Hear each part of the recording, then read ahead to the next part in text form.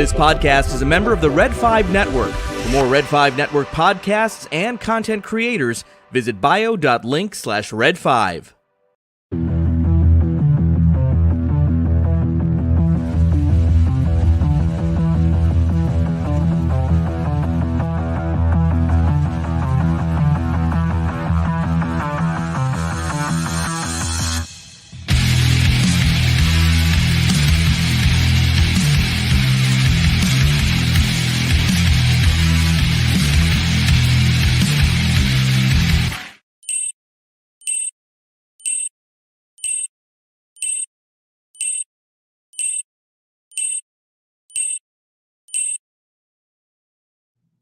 Welcome. It's Sunday, and I'm Kim, and let's add Nicole.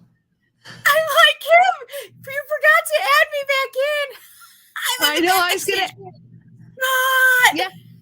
Yeah. I said and I says let's add Nicole. And as you can see, I'm like laughing so hard. I'm like texting Scott. Scott, tell her to add me back in. We got to talk some stuff before we start the show. Yeah. Oh yeah. Before we start the other part of the show. Yeah. I was gonna add you. Anyway, I'm Kim. This is Nicole, and as you can tell, our third one's off tonight because we're having a ladies' night. Yeah, and we're back. Using the Abuse is back on a new night. How awesome is this? Yeah, new night, new time. Well, new night, same time.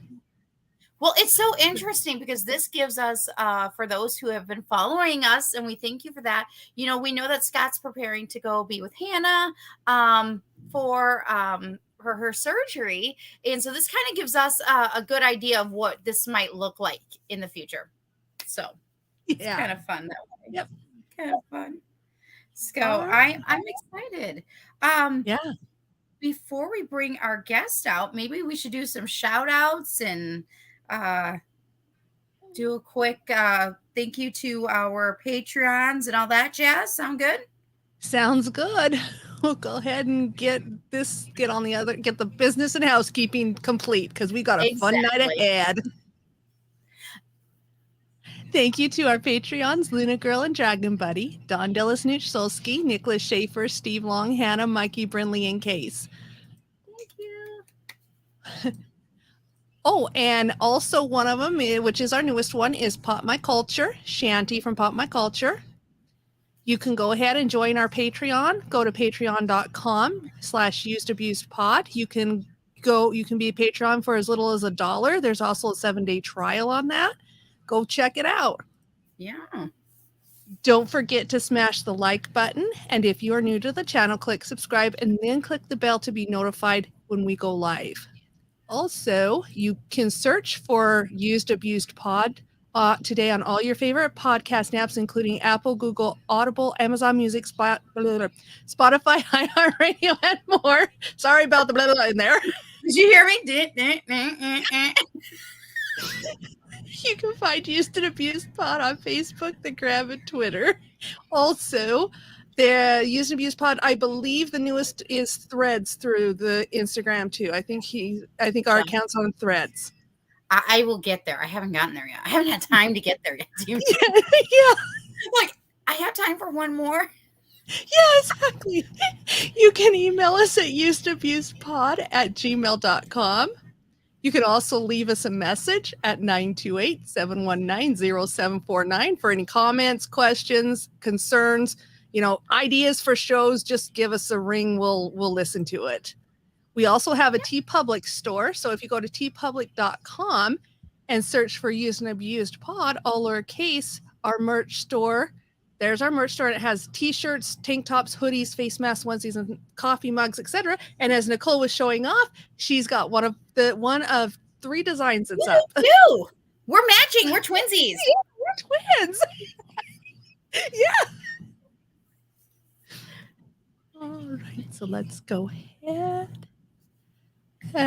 There we go. Sorry. It's still a work in progress. We are a proud member of the Red 5 Network. Go to bio.link/Red5 to find more podcasts. And there is definitely a lot of them. And there's one for everyone. interests, anything you are interested in, there's probably a podcast on that network for you. Yep. Over 30, 35, 37, somewhere up there. Still, Yeah. it's a big pool of podcasts. So It is for everyone. Yes. And check out our Cantina family, which includes a sidebar Cantina every Monday on YouTube at 5:30 Eastern. It also includes ATSW, the Skate Pod, every Pantless Wednesday live on YouTube, 7:05 Eastern. Also on Saturdays, Fridays or Saturdays, I believe, is Stranger Things Has Happened with Don Della Snooch and Luna Girl. They're watching Stranger Things Has Happened for the first time, and they're doing their review on each episode. Mm-hmm. Also, if you're interested in just write out beer banter, go to Layman's Terms on YouTube. He does magic things. He does a whole lot of things for his YouTube channel. Also, we have the Orange and Fett Show on Spotify. Now is also available on Apple Podcasts as well. And also, we have Sweet Studios and Explicit Noise on YouTube. And also, Explicit Noise has theirs too. Now, let's go ahead. Oh, and as a reminder, all the links are pinned to the show. Let me start over, ladies and gentlemen. As a reminder, all links are in the show notes pinned to the top of our Twitter page, and go to biotalking/usedabusepod. It's the first show of the new night. There's going to be new night, and it's just a lot of newness. A lot of newness. We're just doing a lot of dancing and shuffling lately. It's just, it's fun. It's fun. And look, we have a lot of really cool people like in our chat tonight, including our co-host and the creator of Use and Abuse, Scott. Yeah. So thank you to everybody in the chat. Yes, I know. My dad's here. Yes. And I saw Hannah here. Hannah, we miss you. Hannah was supposed to be with us tonight, but we understand and we love you anyways. I'm sure she'll be having fun even in the chat. And Andrew's here from Science Fictionary. I see Isaac. No, you're not late, Isaac. You're just on time. Yes. Do you know what today is other than Sunday, July 16th? What is it? It's a very delicious day. Ooh. I know. I sent you something a little extra special. Yeah, you did. And I think I can get it. There we go. Yay. Happy National Ice Cream Day to everybody. I will be definitely enjoying some ice cream after this podcast tonight. My vocal cords will also enjoy it. Huge shout out to my bestie, and she's actually going to be here later tonight with us, and that is Jeaniffer of Peace Love Disney. She actually took time today. I had zero time to get anything put together today because I was busy working, and she created this awesome image for us to use tonight as well as just in general. So thank you to her.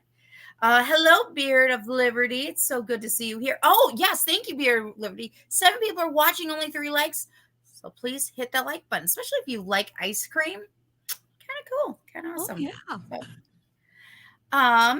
And should we get out one more piece of business about this? Because I think we're going to get a lot of questions tonight about this if we don't just address it from the get-go. We will. So you and I, actually, even Scott, so last month we did a Disney month. I don't know what we're going to do the rest of the month. Who knows? It could end up being Disney. I don't know. We'll see. It's whatever we feel like. Yeah. And we were discussing is that we want to be very specific that we went with animated because we wanted to keep our options open for future shows. Yes, we did. Right. So when we were creating Ladies' Night, we found an idea that popped up and we went, So the first night that Kim and I rejoined together in forces because Scott will be taking care of Hannah and the grandkids at the time, we have already decided that we're going to be covering Pixar's first and only princess. Brave Merida. Sorry. Merida. Merida. Yeah, Merida. I always get her name wrong, but yes. I'm kind of excited because it was Yeah, It's I can't interesting because wait. she is the only Pixar princess still. Yeah, she is. She really is. So I think that'll be a very fun show that we'll be partaking. So I'm excited. Yeah, Definitely I am excited too. for that. So if you're wondering why we're not talking about Merida tonight, it's because she's technically a Pixar/Disney Pixar princess, and we felt she earned her own show. She's fantastic. Yes. See, Yes. this is why we kept our options open. We're like, no, we're not going to do that. We'll save it for just in case for future. And this was the perfect opportunity. Perfect opportunity. It was. That also includes maybe any futures that we might discuss. I don't know, Princess Leia. That would be like in her animated form, or any of the other ones. There's so many. People asked us about Anastasia, and we're like, she's still Fox. We love her, but we wanted just to get down to the nitty gritty. And let's be honest, we would be here all night and all day and tomorrow if we went through every single one that Disney now has underneath one banner. The banner under the umbrella. We decided, you know what? We're just not going to do that. We're going to let Merida shine, and we're going to let those others shine at their own time. And tonight we're just going to have a lot of fun with wonderful ladies and our chat talking about Disney animated princesses. And I'm so excited because you and I just geek out naturally over this stuff. Yes, we do. And then we add in a few more ladies, and it's going to get, we'll see what happens. Yeah. It'll be fun. It will be. So now let's go ahead. Are we ready to introduce our guests? Yes. All right. From Princesses and Padawans, Merisha. How's it going? Hello. It's so good to see you here. Good to see you too. I'm glad to be here. Glad it worked out. I was a little up in the air, but here I am. All good. And I'm, again, so excited that you're here. But I have a quick question. Because so I know that you're part of you're with us with the Red 5 Network. You're part of Princess and Padawans. However, where can we always usually find you? Well, you can find me on the Science Fictionary. In fact, I'm in the chat as the Science Fictionary tonight because I thought that was Andrew. Yes. So Princesses and Padawans is kind of the like the kind of the cosplay that I've kind of done with my kids over the years. I think I may be getting ready to rebrand because they are starting to do their own stuff and not just have their mommy make them things. So Now I'm interested in seeing that journey. It sounds like a fun, interesting journey. However, I'm going to now forever ask, is this Andrew or is this Merisha? Yeah, and sometimes it's Iana, just to keep things interesting. She has been known to get on. Good to know. Good to know. Yep. All right. From Peace, Love, Disney, Jeaniffer.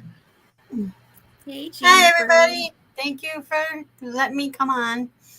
Oh, absolutely. Jeaniffer, where can we actually normally find you? You can find me on Facebook. Just type in Peace Love Disney. On Twitter, it's Disney Boardwalk. And for Instagram, it's Disney Boardwalk too. Awesome. Wonderful. I know. I'm loving your ears. Thank you. Like, I love your ears, and I'm loving Merisha's. She told me finger bangs or something. Bumper bangs. Bumper bangs. And I'm like, I need new. bumper bangs now. New French twist. See, we're rocking the Cinderella thing here. Oh, I love it. I love it. Quick shout out, Miss Diane, also known as Miss R2, the Icky, is here. So excited to see her in the chat. And for our final guest, she actually consented on Thursday to come on Ladies' Night with us to help us out from an autistic point of view. Megan. Hey, ladies, glad to be here. Thank you for inviting me. It is so good to see you, though, because it's so interesting. Because we were actually together almost about a year ago, coming up, meeting in person. So it's always good to see you, Megan. You know, because you're also you're like a Red 5, honorary member. That's what you are, honorary member. Yeah, I might not have my own show, but I have my own blog, trying to do what I can with that, and just hanging out with the rest of you guys. Perfect. Yeah. And we love it. And where can people find you on the social medias? Either at FAAPOV, at From an Autistic Point of View on Twitter, or at Nerdy Girl Variant on Twitter. Nice. Awesome. Yes. Go ahead. Oh, no, I was just going to say, are we ready to have some fun? I am. So this is going to be interesting. So just so everyone knows in our chat what's going to happen tonight. The first part is just going to be a roundtable fun discussion. We're going to go through the eras of the various Disney years with the princesses from those years. Then we're going to go into a roundtable of some of our favorites.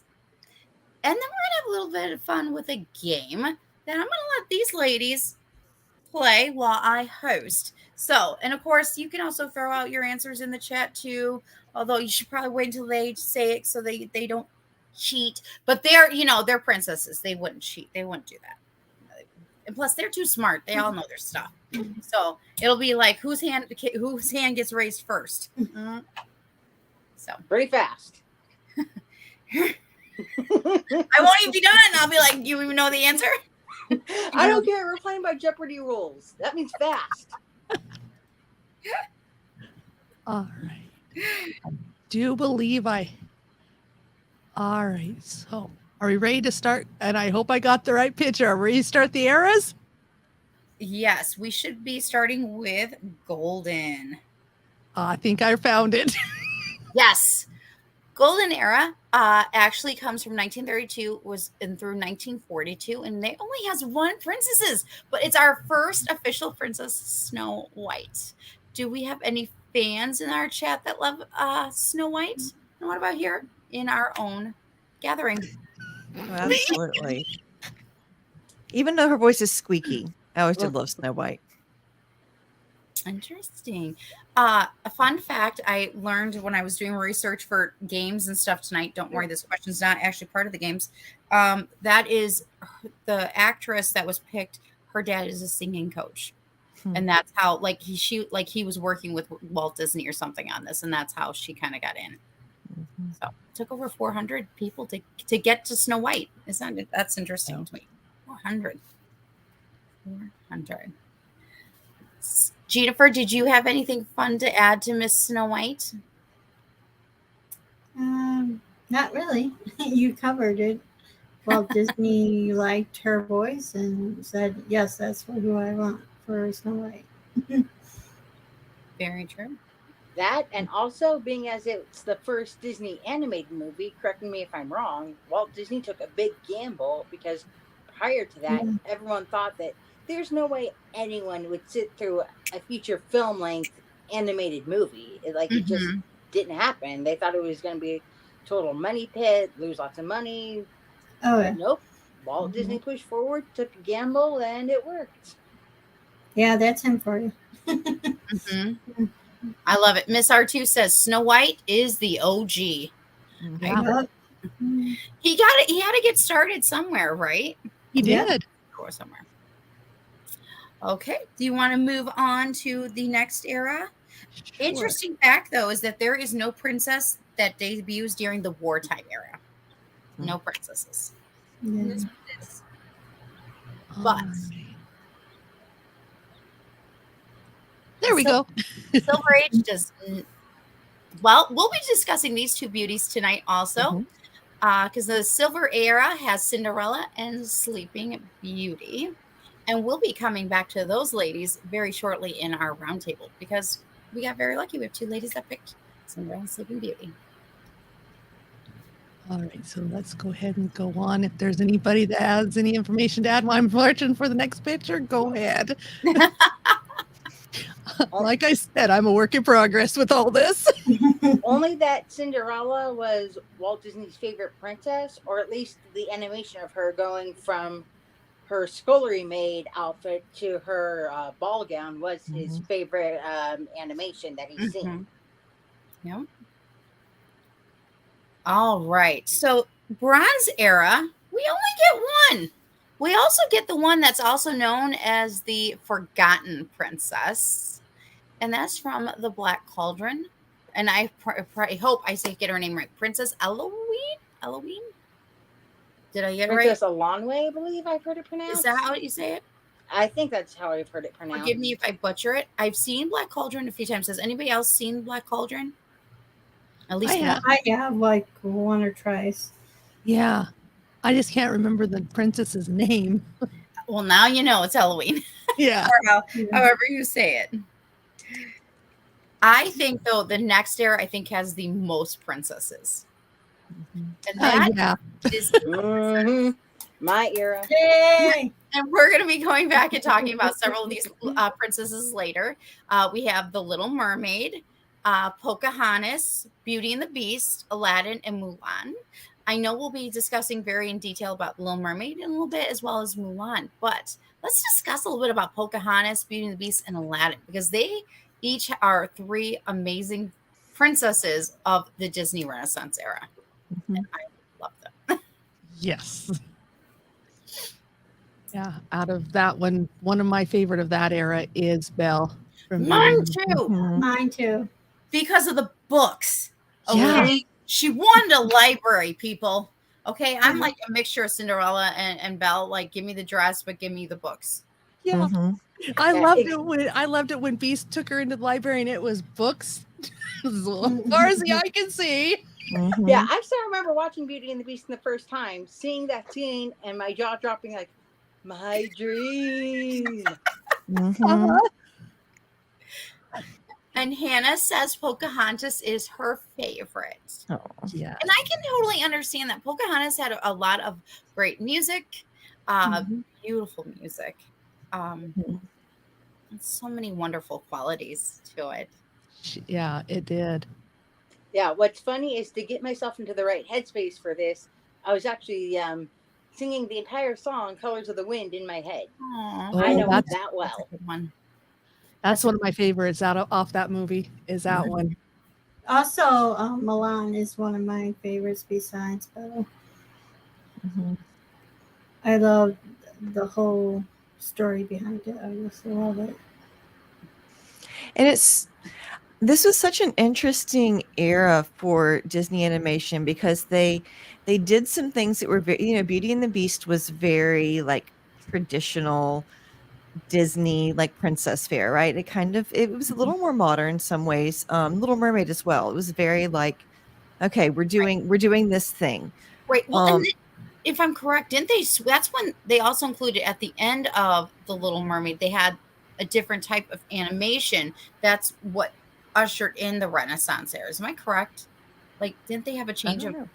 I think they did. Unless for The Little Mermaid, you're talking about the stairway scene, and you're talking about them using CGI.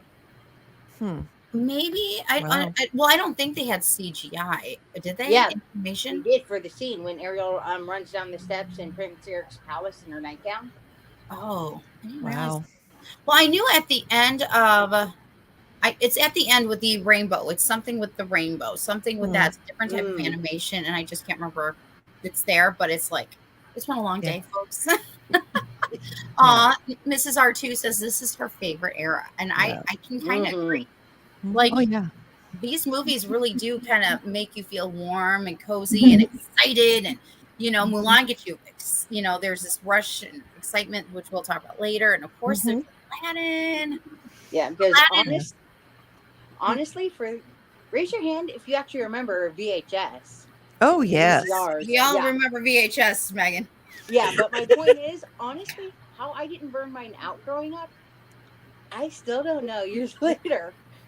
With how often I was shoving tapes into there and playing the movies, I don't know. Yes. My kids are like, I said, we watched a VHS at my grandmother's house. I was like, okay, we have to rewind it. And they were like, what? I was like, rewind it. And they just looked at me like I had two heads. It was like, what do you mean you have to sit here and listen to it home? It was basically think of it as scrubbing through something on YouTube, but a lot slower. The humming is just a song. That's all. Yeah. Wow. A special note though, Beauty and the Beast, beautiful, gorgeous music.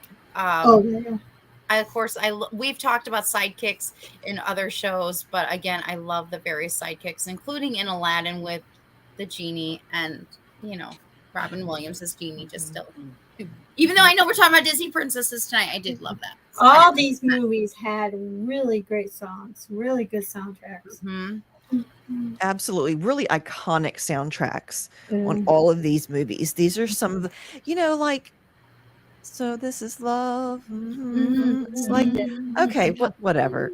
But man, they really came into their own with animated as a musical art form, and not just like, and it's got a couple of random songs in there, and it the kind of the journey there was interesting, because there was the Tchaikovsky Sleeping Beauty soundtrack, right? So they were like, we're going to try something totally different. And so seeing the sort of different approaches that they took to the music over the years, but as far as just iconic music, I don't think you can beat the Disney Renaissance era for iconic music. Agreed. I agree. Yeah, Yeah, because I agree even too. now, I'll just randomly turn it on my phone. Like, say if I'm somehow all caught up with my podcast, or I just don't feel like listening to them, I just want to listen to something else, I will still randomly turn on a Disney song from this era. Yeah. Yep. I mean, they're wonderful. I mean, you can't really get anything wrong. Little Mermaid, Pocahontas, Beauty and the Beast, Aladdin, and Mulan, they all have amazing songs. And I want to say Alan Menken is one of the major composers in almost all of them. Still is. He still is. So he's amazing. Oh yeah, I swear, if I could meet Alan Menken, I'd just say thank you for my entire childhood. That's you. why he got a Hollywood and Star of Fame, because of all his work on these movies. All right. You want to go ahead and, I think the next one, if I'm correct, is post-Renaissance. It is. We only have one Disney princess. Went kind of quiet during these 7 years. We had other good movies that came out, Emperor's New Groove and all those other really good movies. But we only got one, and that's Kidda from Atlantis. Oh my gosh. Played by I didn't even realize that. Wow. I actually watched Atlantis. I love that. I didn't watch Atlantis till later, but yeah, that's a fun movie. It's an interesting one. It is. I think this is kind of like Black Cauldron. Either you like it or you don't like it. Oh yeah. Or go with it. And I think maybe it's its own cult following. Hi, Ubaldo. Thanks for joining us. All right. I think we should get on to the next exciting, because I think we all will love the next era. Oh, just I like think loved the Renaissance era, the revival era is just like let it go, let it go, let it go. Yep. And they let it go. Again, another round of amazing songs in each of these movies. We got Princess the Frog, Tangled, Frozen, the original, and Moana. Okay, I wanted to sing Moana. I'm going to share I got to see Moana with my bestie, Jeaniffer, down there below Merisha.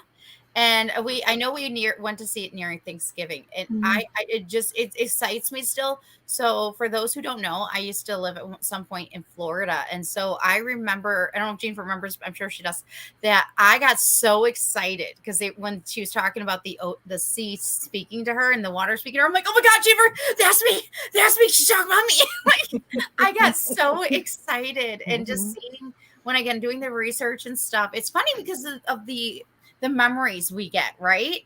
And I think Moana, when creating this, I got all excited because that reminded me of like Jeaniffer, and I think that was, one of the many movies we saw together, and it was awesome. So welcome, Rebel Rock Radio. So good to see. I'm not sure if that's DJ or if that is Steve, but I love them both. You can watch them on Thursday nights. Yes. So I know we'll be talking about Princess and the Frog. Megan, didn't you have some fun, interesting things you wanted to chat about with Tangled? Yeah. Basically, the main thing I wanted to bring up about Tangled was that it actually has, if you love the movie, it actually has a full 2-season series that I was just watching part of earlier today. And if you haven't seen it, you are missing out, because the music the characters, the visuals, the story. Oh, it's just Disney goodness. Yeah, my kids obsessively listen to the soundtrack from the Tangled series. When my daughter was little, I can remember her dad and I both looked at her at one point and we felt like my own daughter looked like her because of the eyes, the way she'd look. And I'm like, oh, she looks like her. Nice one. So, Yeah. And of course there's Frozen. I love Idina Menzel. So I was so excited. And this is another thing that Jeaniffer knows about me is I love Wicked. And of course that's also Idina Menzel for Elphaba, wherever Elfie is, the unofficial mascot of Use and Abuse. And so I was so excited when I went to go see Frozen because of that reason. I was like, oh my God, it's Idina Menzel. I went to see it for other reasons. I feel if I'm any princess, it's Anna because of the red hair, the freckles, and I'm mostly Norwegian. And Ennerdale is supposedly in Norway. So yeah, I feel a real big attachment to her, and I've dressed her like her a couple of times for Halloween. Oh yes, you have. Oh my God, yes, you have. I guess we can go on to the next one unless anybody else has any more fun things that they would like to talk about. Nope. The only thing that comes close to it is that I was at Disneyland recently and seeing Splash Mountain torn down, getting ready for Princess and the Frog ride. Oh, it's like I both missed the original ride, but can't wait to see what it actually looks like finished. I think The music is so great in Princess and the Frog. That and Tiana's restaurant better have some of those delicious beignets.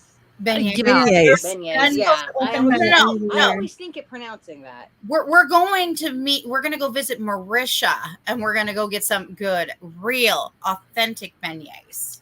I will get down there, Merisha. You should. Say when. You should. We will feed you well. I know. Just promise me it won't be Did you hear that? Summer when there's heat and humidity. Y'all, it is like we've been rocking like 115 heat index. I completely understand. 100% humidity. Okay, so Merisha, we got to talk about when the best time is for somebody like me. I mean, you understand this. Like October. So either like April or October. That could be a Red 5 Halloween then. I've already told so where they live is also not that terribly far from where my dad's friends are, and I'm like, I always tell my dad, one of these days we're just gonna start driving and we're going to go see his friends, and I'm gonna go see Merisha and Andrew. So I just keep saying, one of these days it's gonna happen. Perfect. You can drive, I'll fly. So the last Disney princess I admit it, I feel bad because I have yet to see this and I want to see it. I just haven't made time. I have seen it. Horrible. And that's Raya. Raya from The Last Dragon, voiced by Kelly Marie Tran. So, Jeaniffer, can you give us any insight about Raya then, since you've seen it? Oh God, it's been a long time since I've seen it. It kind of reminds me of Milan a little bit, just a tiny bit, because her father, I think if I remember correctly, is under a spell, and she kind of has to fight some people to get it, and of course she has some sidekicks on the way, and at the end, if I remember correctly, her father comes back alive and everything, if I'm not mistaken. But it's been a long time. Hannah in the chat says, my kids love this movie. Good. And that's great. I think that's the thing about when we're kids versus when we're adults. There's these memories that we've collected that we just remember and enjoy. So I'm just curious, do you guys have any fun memories that you guys can remember as a kid with any of the Disney animated princesses, or watching it or going to see it in the theater? Just curious. I already said my Beast. Yeah, Beauty and the Beast in the theaters. Aww. Oh my That's God. good. That had to be beautiful on the big screen. Oh my God. Mm-hmm. Imagine the books, all the books, the library. Oh, I don't know if I did not see that in the theater, but I can only imagine I probably would have left my seat. I mean, I left my couch, so. Mm-hmm. I have two. One was Beauty and the Beast. I became obsessed with it. That was the first princess I ever got obsessed with because I wasn't a big fan of the Cinderella, Sleeping Beauty, Little Mermaid. I was not a fan at all. I wasn't really into it. I was more into like if back then if Finding Nemo was, back in the day, I would like those type. Like Dogs Go to Heaven, I like those not really princess movies, and like Oliver and Company, I loved. And so I had to have everything Beauty and the Beast. I had wall stickers, I had a bedspread, I just went crazy. I had a Beauty and the Beast Christmas one time. I got a lot of stuff, Beauty and the Beast. Another one that's kind of funny is Aladdin. I remember my mom taking me to Yorkville, Illinois, to see the movie, and we were heading out, and I just looked back on the screen, while you're heading out, and Jeannie comes out and said, "Made you look." It was like perfect timing because I just looked behind the wall because I was seeing if I was missing anything. And it was just me and my mom just cracked up because it was just perfect timing from like looking back, behind the wall. And he's like, "Made you look," like, oh my God. Oh, and everyone thought that was the cleverest line ever. Like the number of like 6-year-olds who everything was made you look for the next 2 years was prolific. Yeah. What's funny is you don't even want to know the amount of outtakes, both kid friendly and not kid friendly, they have left over from Aladdin. Because Robin Williams. Yep. Yes. That's all you have to say. Robin Williams. Yeah, he's truly messed. Absolutely. Yeah, seriously. If you ever need a laugh, just go on YouTube, type in Robin Williams Aladdin outtakes. Have fun. Yep. Having a bad day, that's what you watch. Oh, yeah. Camry of Semi Productions, and you'll thank me later. Oh, if Robin Williams was still around, I would love to get him and Cam together. What I would do for that. Dude. It's like I had ideas there, and I'm like, Kim better jump into this thing soon. He's been burnt into his ears too many times now.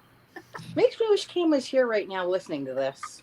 Might be. He's just like, anyways. What about you, Kim? Any fun, do you have any good memories from your childhood with the Disney princesses, or even as adults, any good memories that you're just it just gave you the warmth, just like me, with Moana, this excitement that you got?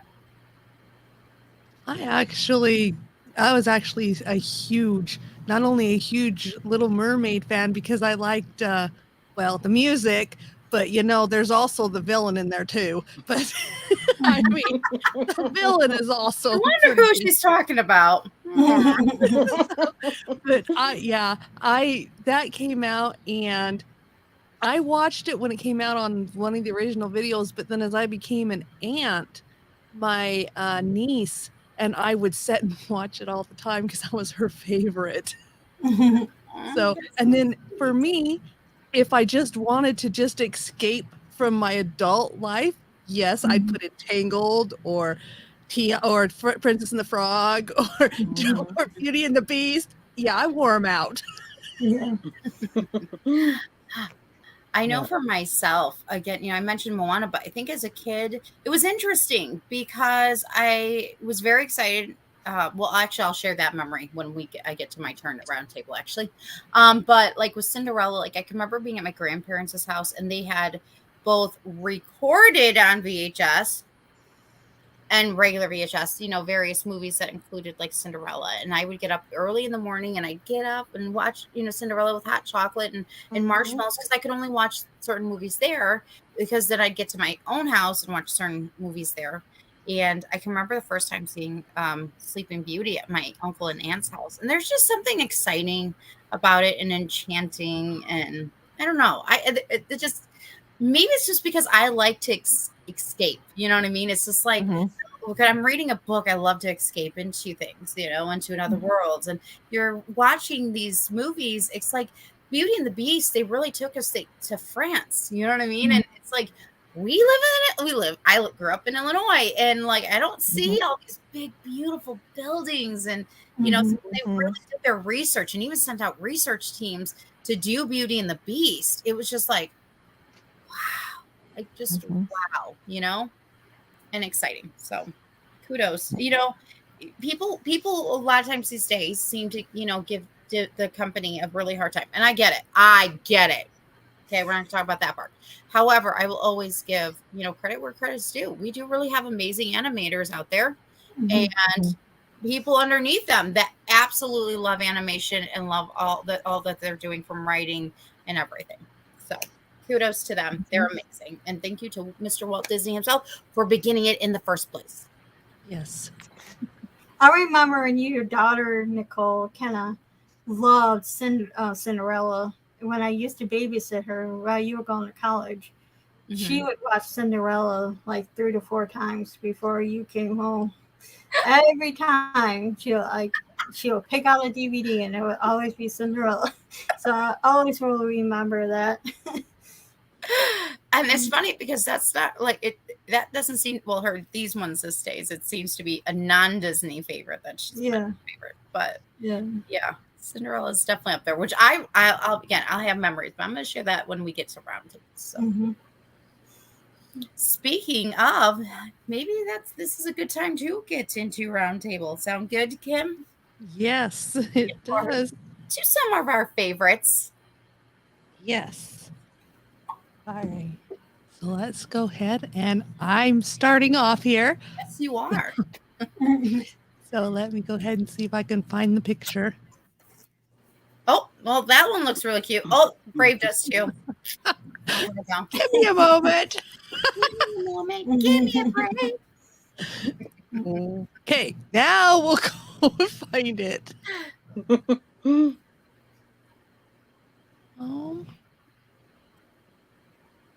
I gotta find it. I'm not finding it. It's under the folder marked Sleeping Beauty. Okay. I gotta find it. I gotta find that folder. Oh no. In the ladies' night folder. If that happens. Okay. I'm looking, honestly.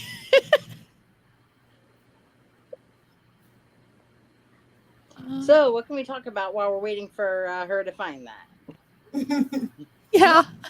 She is looking up her Sleeping Beauty. So, does anybody have any favorite memories of watching Sleeping Beauty, or any fun tidbits they would like to add as Kim finds the file? I was so scared of that dragon. Found it. Yay, see? Found it. Sorry for the delay. No, it's fine. All right. So let's go ahead and start with that one. See if I can open it somehow. There we go. It's like, I will make this work. Yes, I will. Okay. There we go. I found the folder, so Yay! I get. So we'll just start we with each have that. a folder. Yes. Okay. So yes, I did choose Sleeping Beauty. And the reason why I did it is because, one, I liked what she ended up being known as, which was Briar Rose. And I love the flower rose. So I love that they called the fairies called her Briar Rose instead of Aurora, which was her given name when she was christened by her King Stephen and Queen Leah. And a little piece of information that actually surprised me was this one was one of the last princesses that was created during Walt Disney's life. And I was quite shocked that this was his last princess. That's true. And she was actually designed by Tom Orb, and he based her on Audrey Hepburn's figure. Oh. Yeah. Aurora on Audrey Hepburn's thin frame and graceful demeanor. Later, her other animator, which was Mark Davis, worked on sketches of Orb, improving the appearance and clothing of the heroine as they were combined with angular forms and background images. So he kind of improved what her original animator was actually on. Another fun fact is Mark Davis's wife, Alice, designed some of Aurora's clothing that you see in the movie. So she designed it. She says Alice designed some of Aurora's costumes. According to the designer, this was her first job at the Walt Disney Studios, during which she became Mark's wife in 1956. Wow. So yeah, she actually does. I was really shocked because I was going, wow, you know, I mean, just her gown in it at the end in itself is just, I love the gown. Of course, when the fairies are fighting over it, that's the best part. Fighting over what color it's going to be, whether it's going to be pink or blue. I agree with blue. I agree with blue too. So, and also, she, as we all know, she also had loyal friends within the animals because she was swept away as a child by the fairies and raised by the fairies due to the curse that Maleficent put on her. When she pricked her finger, she would die. And then the fairy says, no, she's not going to die. She's just going to sleep. So, but yeah, it was so interesting because, like I said, I really loved this movie for the reason that not only was her name Briar Rose and I like the rose, but just the way she was designed, the way that she looked. I mean, she's actually really, really pretty in terms that the beauty just radiates from her in there. So that's the reason why I picked Miss Aurora, also known as Briar Rose. So let's see if we got any other pictures that might be of her before I totally mess this up. Yep, there it is. There's, I think that's her. I can't remember. Anyway, don't know if that's her voice. That's the voice actress. Yep, so there's her voice actress, which I did not get her name, so I do apologize for that. Nope, I got you. It's Mary Costa. Okay. Costa. Mary Costa. Okay. I knew I forgot one piece of information. You're good. You're Speaking of beautiful women, man. Yeah. Well, and I love that Disney, when he was putting this all together, he really started trying to have them, or he emphasized using their features into the features of the characters that they were animating. That was so smart and wise, you know, because then more likeness, you know. So I love that. All right, let's see. Let me see here. I think we got one more with. Oh yes, we do have this one. I swear, I wanted her long hair. I did too. I did too. I mean, look at it. It's here. I cannot get my hair past here these days. I'm like, I want that. This was me as a kid, not as an adult, but you know. Yeah, same here. Yeah, I had long blonde hair when I was a teenager, but it was never curly like that. It was always so straight. And I tried so hard to make it do the elegant straight.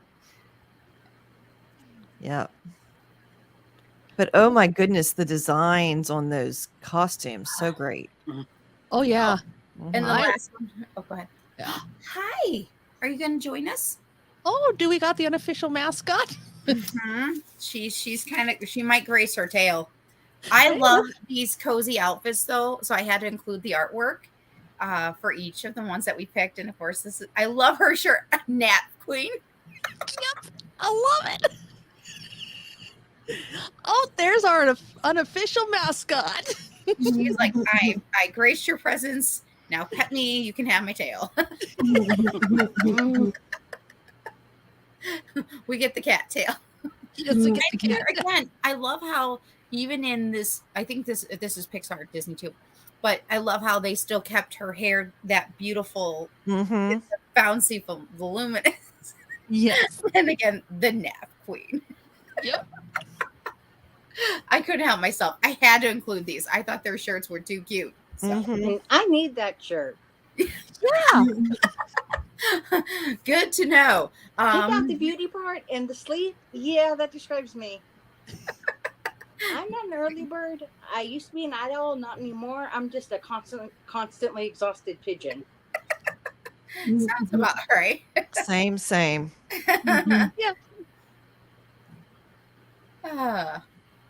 All right. So before we move on, anybody from the chat that wants to talk about Sleeping Beauty or have any thoughts, or even from the panel, anything you'd like to share special about Sleeping Beauty, or a memory, or a cat that you want to bring up? I mean, for it all. I mean, something I'll bring up about a comment that was just said by Andrew. Podcasts are better than sleep. Debatable. That's where Sleep is very good. I mean, I'll listen to podcasts and say, go to sleep. Does that work? Yeah, that works. That works. I usually go for audiobooks instead of podcasts, but yeah, I definitely need that shirt because like the older I get, the more the naps are just like life. Man, Sleeping Beauty though, so almost bankrupted Walt Disney Studios because Disney was so determined for the aesthetic he wanted for this movie, and everyone didn't love it, which is crazy because all that real stained glass Art Deco, beautiful animation, and it took it a minute to really find its stride. Unfortunately, it did not do it during its theatrical run. Whenever the monies are important. Yeah. Wow. That's like, wow. Yeah. Well, I'm glad it ended up being the Black Cauldron, technically, that really did. Yeah, it did. I mean, thankfully though, they saved it with the Renaissance era. The Renaissance era, they really came back afterwards. But Absolutely, I'm glad that Sleeping Beauty really paid off in the long run. And I love, of course, the fairies. I'd like to make a special note. I absolutely love the fairies. You know, Flora, Merryweather, and Fauna. They're just, I don't know. They're delightful. They're fun. I love them, so. Yeah, and Flora and Merryweather can't decide on the color of anything. What they should have done with the shirt is, okay, if they wanted to, keep it pink, but make the wording blue. Yeah. It's like, how hard would that have been? Or pink and blue stripes. Yeah. You know, the marketing, they've leaned so heavy on the specific colors for specific princesses in the marketing. I mean, yes, I get that blue's also more associated with Jasmine, but still, it's also kind of associated with Aurora, so come on. What you doing, Disney? Yeah. Missed opportunity. Yeah. I agree.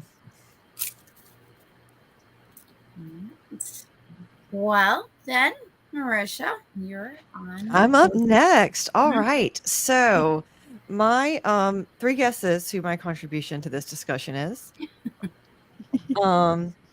So I just always loved Cinderella. Actually, I was always pretty keen on Aurora, Cinderella, and Belle. Those were always kind of like my favorites. But Cinderella always, her sweetness always was, it's one of those things that I just maybe aspired to be that way. You know, to be, because, you know, life has always got adversities in it. And I always really aspired to be that graceful under pressure, you know. So that was always, but I did do so this, you know, like kind of my interaction with it personally. But I kind of went on a dive today looking, you know, lots of factoids. And this was the movie that saved Disney from bankruptcy. They had some movies that didn't make a lot of money during the war years because, I mean, I don't know, maybe because there was a war on, and I don't know, maybe like the likes of Bambi was a little sad whenever, there was lots of death in the world anyway. Yeah. But Cinderella, man, it is just absolutely Exit full screen. There we go. She's trying to find it. Sorry. I can see it right here, though. I'm like 1, 2, 3. It's the third one. okay. Disney actually did a short film version of Cinderella in the 20s. I watched it. It was very weird. Interesting. It is not at all reminiscent of the story, like the version that we know. But except for they were like the animals, like her little best friend is a cat, ironically enough. Opposite of Lucifer. Right, exactly.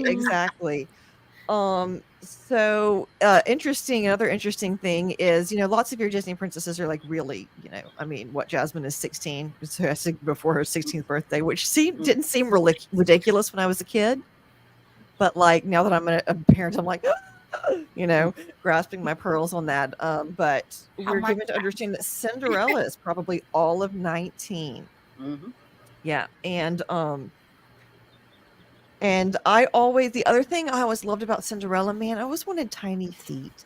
My grandma wears like a size 5.5 shoe, and I was just always, but I wear like a 10. So, but one of the, Don't take yourself out like that.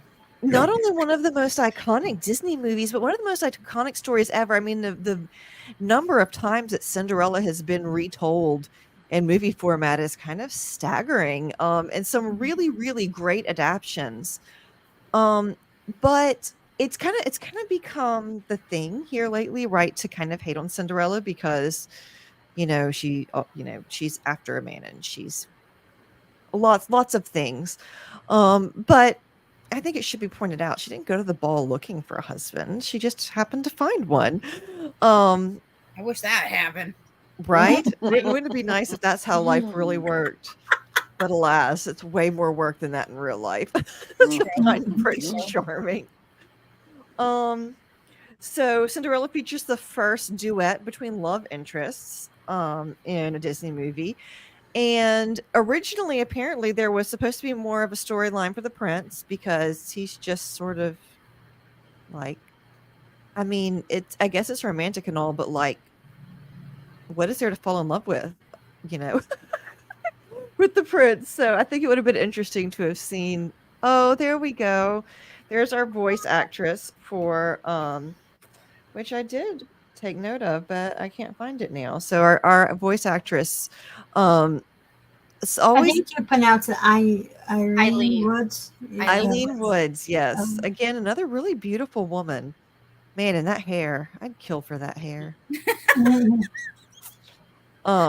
Yes, and just so I work in costumes, like as a vocal, that's what I do for a living. I work in costumes, and I do a lot of cosplay with my kids. And the number of variations on this dress transformation scene is amazing. You see you get on YouTube and you type in Cinderella transformation, and everybody is trying to do this thing. To figure out to make this, because it's such a magical moment. I think we should discuss though the great debate about Cinderella, which is the dress white or silver or blue? It's silvery blue with white. That's what I was thinking. Silvery blue with white. Yeah. Like I remember as a kid thinking it was white. And then of course all the marketing, it's again with they had to pick a color for each princess. All the marketing, it's always blue. Everything's always blue, right? But I mean, looking at that picture, it could be blue in some lights, but that's pretty silver to me. Yeah, I was just about to say that's the way I remember it growing up, is seeing it more silver than and only seeing it blue in all the advertisements and in her dolls and in her toys, but in the movie definitely silver. Yeah. And man, I wanted that headband with the little earrings on the bottom in the worst way. Like I just thought, like, 7-year-old me thought that was the end all be all of coolness Mhm. was a headband with ear. And my mom would never like make it happen. And now I understand because it's not actually a thing. But isn't it cute?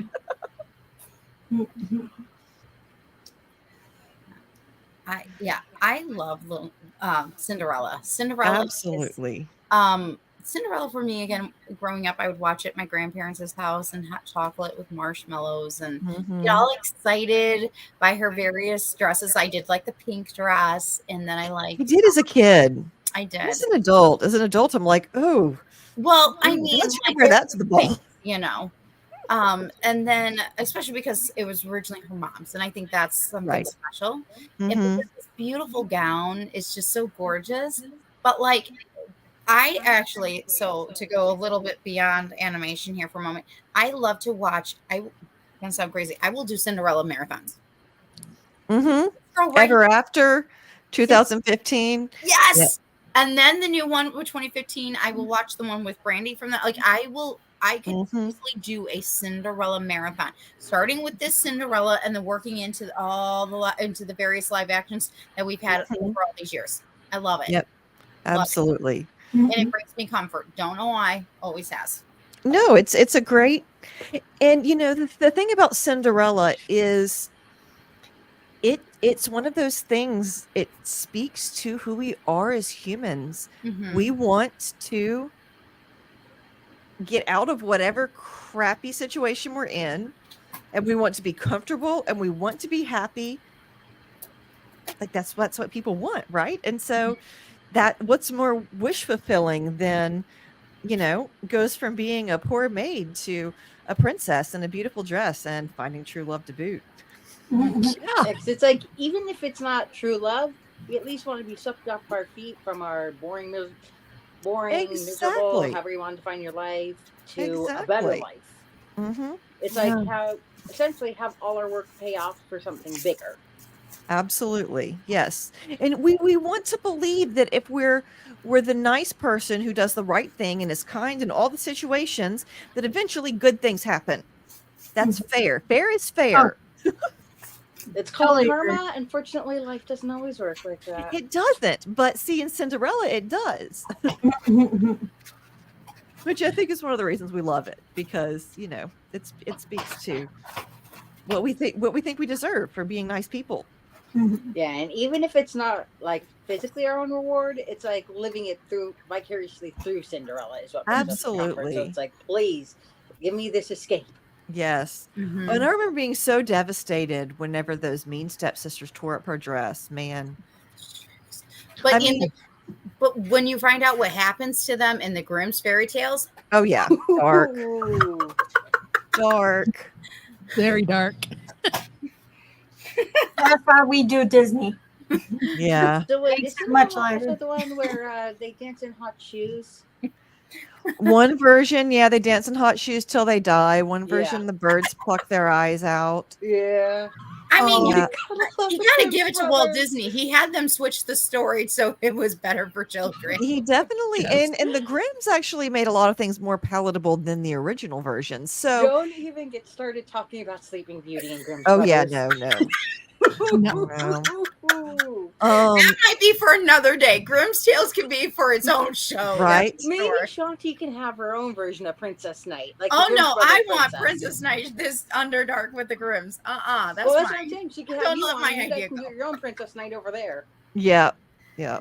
So actually the earliest known version of Cinderella is an Egyptian story about a Greek slave girl who is given beautiful shoes by Horus, who is the falcon-headed god, and meets a prince, and he, you know, because her cruel mistress is trying to keep her, you know, subdued, and meets a prince, and he decides that he must have her. And so I thought it was interesting that the shoe trope, she loses the shoe and he finds a shoe and looks for her. That's actually in like the oldest. A lot of times these stories, the thing that you sort of associate as the iconic bit was introduced later, you know, like Merlin and King Arthur. But actually the shoe is it's not glass in the oldest versions, but the shoe is like the clinchpin in the oldest versions of the story. So that's kind of, history nerd alert here. Oh my gosh. What was I just thinking about Cinderella? I don't know. It was there. It'll come back to me. I wish I could slap it back into your head for you, Nicole. At the end of a long day, man, it's hard to keep track of all the things. It's true. It's true. Yeah, do love, man, and that I wanted those like panniers on the side of her dress so bad as a kid. I just wanted all of my dresses to have those things. I mean, and like, I guess ostensibly this is set in the 19th century sometime, but man, these costumes are all straight out of the, the 50s and the 60s. It's yeah, or I guess the 50s. This one was put on what, 54? Something So like yeah. that. It's So all basically straight out of the time period they were written and animated in. Absolutely, and the hair, everything is straight out of the period it was animated in. Like, there is nothing historic, about any of the designs for this costume. Everybody's like, oh, historic influence on it. It's like, no, it's a straight up 50s ball gown. Yeah. Like, you get on and you look through like 50, it's like, oh, okay, that's exactly what it is. But Yeah, it's they like, I owned it, and they definitely created, such an iconic image that, sometimes I feel like anachronisms like that sort of harm the story. They sort of feel imposed. But I feel like they always do such a lovely job in Disney animation of making the anachronisms really work. Yeah. It feels like it's always been that way. Well, yeah, because they also have to make it appeal to the audience that's going to be watching it. Otherwise, they'd be Absolutely bored, and there goes your money. Right. Absolutely. I just remembered. So, fun fact, I doing again research for tonight, but something I had already known previously with Eileen Woods. So they didn't have like premieres the same way as they do now, minus Gone with the Wind. That's a whole separate conversation for another day.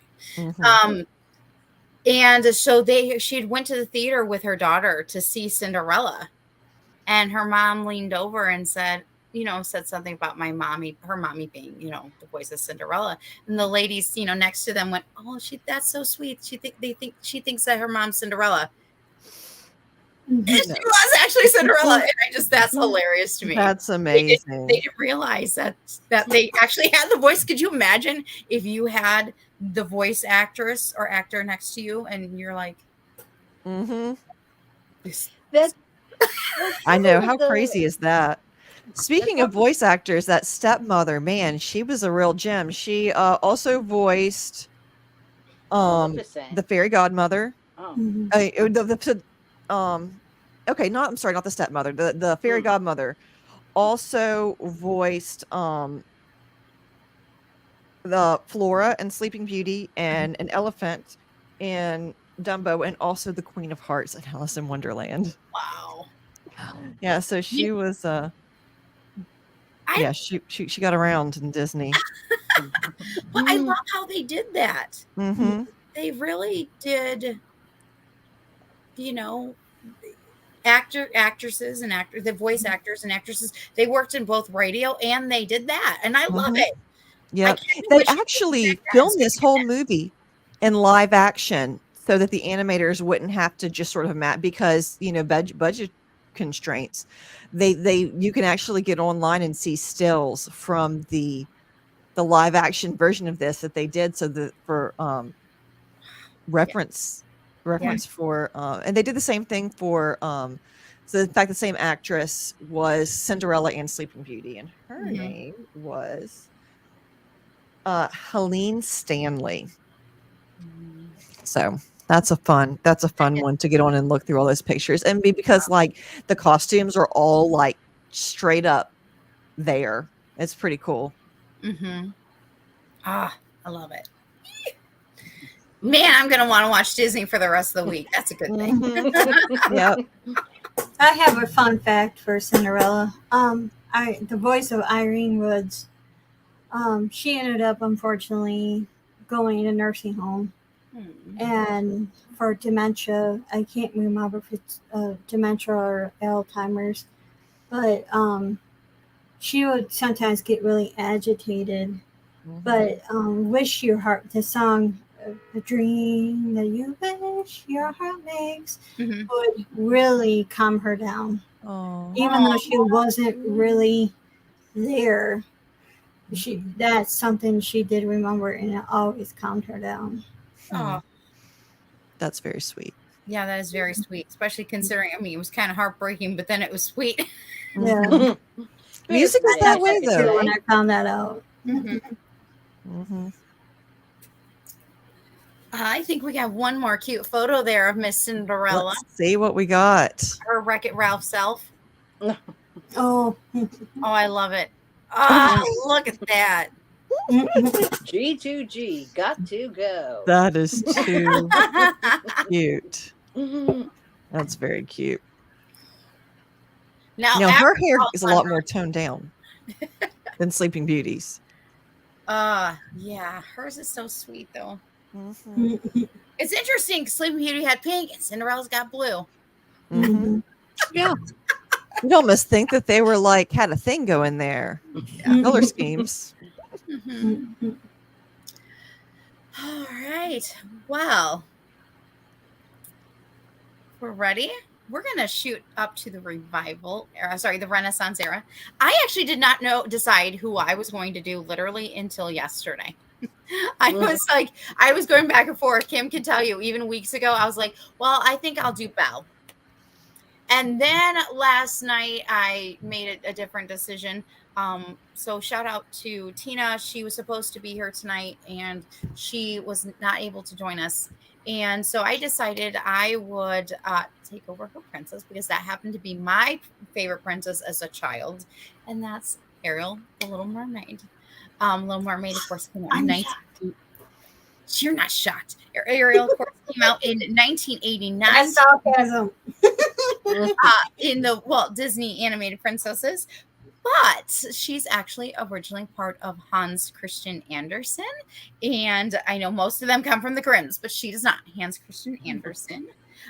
She is voiced by the beautiful Jodie Benson, who I absolutely love. A couple fun facts about Jodie. Jodie, of course, has been in Enchanted. She's done her own little, cameos and things as a way to, keep promoting herself, Ariel, and even what she has in common with the others.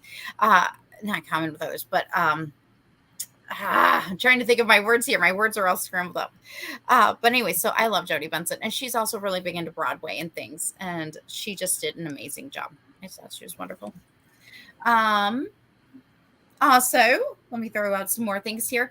Of course, we have here Ariel with Sebastian and Flounder. As a kid, I loved The Little Mermaid. I wish I would have had the picture to download to show you guys my birthday of the year I got the movie on VHS. The correct one does. way. Wink, wink. That will forever be the better case of the two, the original. Yes. And hey, we were children, people. Yeah, we didn't know. Yeah, I don't even know what y'all are talking about. Anyways, but then for me, I don't know about you guys, but I would sing and dance. And when she would get up on the surf and she'd get up on that rock and she'd go, that was me. I wanted to do that. Sorry, Dad, if you're listening, I'm the one who probably wrecked the chairs. Or in the bathtub, in the swimming pool, flip the hair back. Yeah, exactly. We didn't have a pool, but I'm sure I did that when we went swimming, or camping, whatever. Because I would love to sing and dance, all things Ariel, all things. And of course, I loved Eric. Of course. I mean, I also like John Stephanopoulos, and he looks like, Eric at the time. Just saying. Yeah. Hey, Scott, percussion wins words. That's right. Couple other and also, quick things. Sorry, go ahead. Sorry. Little Mermaid was originally supposed to be the next animated movie film, after Snow White. really wanted to see Ariel come to life, and that did not happen, sadly, until after he passed. And that, of course, with what, again, was not until the 80s when Little Mermaid finally really got her legs. So her fins finally became legs. Can you imagine how different it would have been if they would have made it in the 30s, though, as opposed to the 80s? Agreed. Agreed. I have been very, very fortunate. You guys cannot really fully see this, but behind me, I've been able to meet Philo Barnhart. Philo, of course, is one of the animators from The Little Mermaid, and he did Ursula, and I love her. She's one of my favorite villains. Those poor unfortunate souls. And I'm sure I did that too, even though I was Team Ariel. I did love Ursula. She was definitely, a baddie. I loved her. Hello, Lunar Girl. Nice to see you stop into the chat. And of course, that was a movie poster of The Little Mermaid that came out. Yes. And of course, I love when we get to her Wreck-It Ralph shirt. Oh, now that's the one I want. Next to Nap Queen, that's the one I would want because it was so stinking cute. Yeah. Gadget that give us a digit, you know what I mean, from the song, and I love it. And I love that she's looking at her shirt, like, look at my shirt. I would totally do that. Look at my shirt. Isn't it neat? Exactly. Wouldn't you think it makes my life complete? And again, this was, Alan Menken, of course, was helping with the music, and it's just a lot of beautiful songs. Of course, like Scott was singing in the chat, Wynn's Word Kiss the Girls is one of my favorites. It just excites me. If I'm doing carpool karaoke, you better believe that there's going to be some Little Mermaid tunes happening. Because really, Nicole? Because I don't remember that happening when we carpooled during ScareCon last year. We're gonna have to redo that then. But definitely, if carpool karaoke is happening, I will definitely make sure that is on my list. Especially because, again, there's something about that age when I was little that I just wanted to sing, and dance, and. Well, if it helps, I was just about to say, Scott's in the chat. Yep. Hey, you put the song in there. Scott! You're gonna make it good singing and get even more off track. Just kidding. Note to self, don't look at chat. All right. Any fun memories or fun facts that you guys would like to add in for Little Miss Mermaid or Ariel? Other than Scott is serenading us in the chat with words. Yep. That's great. Oh, she was so, man, again, teenage, or like not teenager me, but like kid me was like, yeah, you tell him. And then mommy is like, that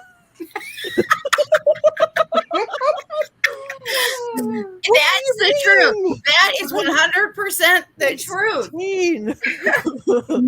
Listen to your father, young lady.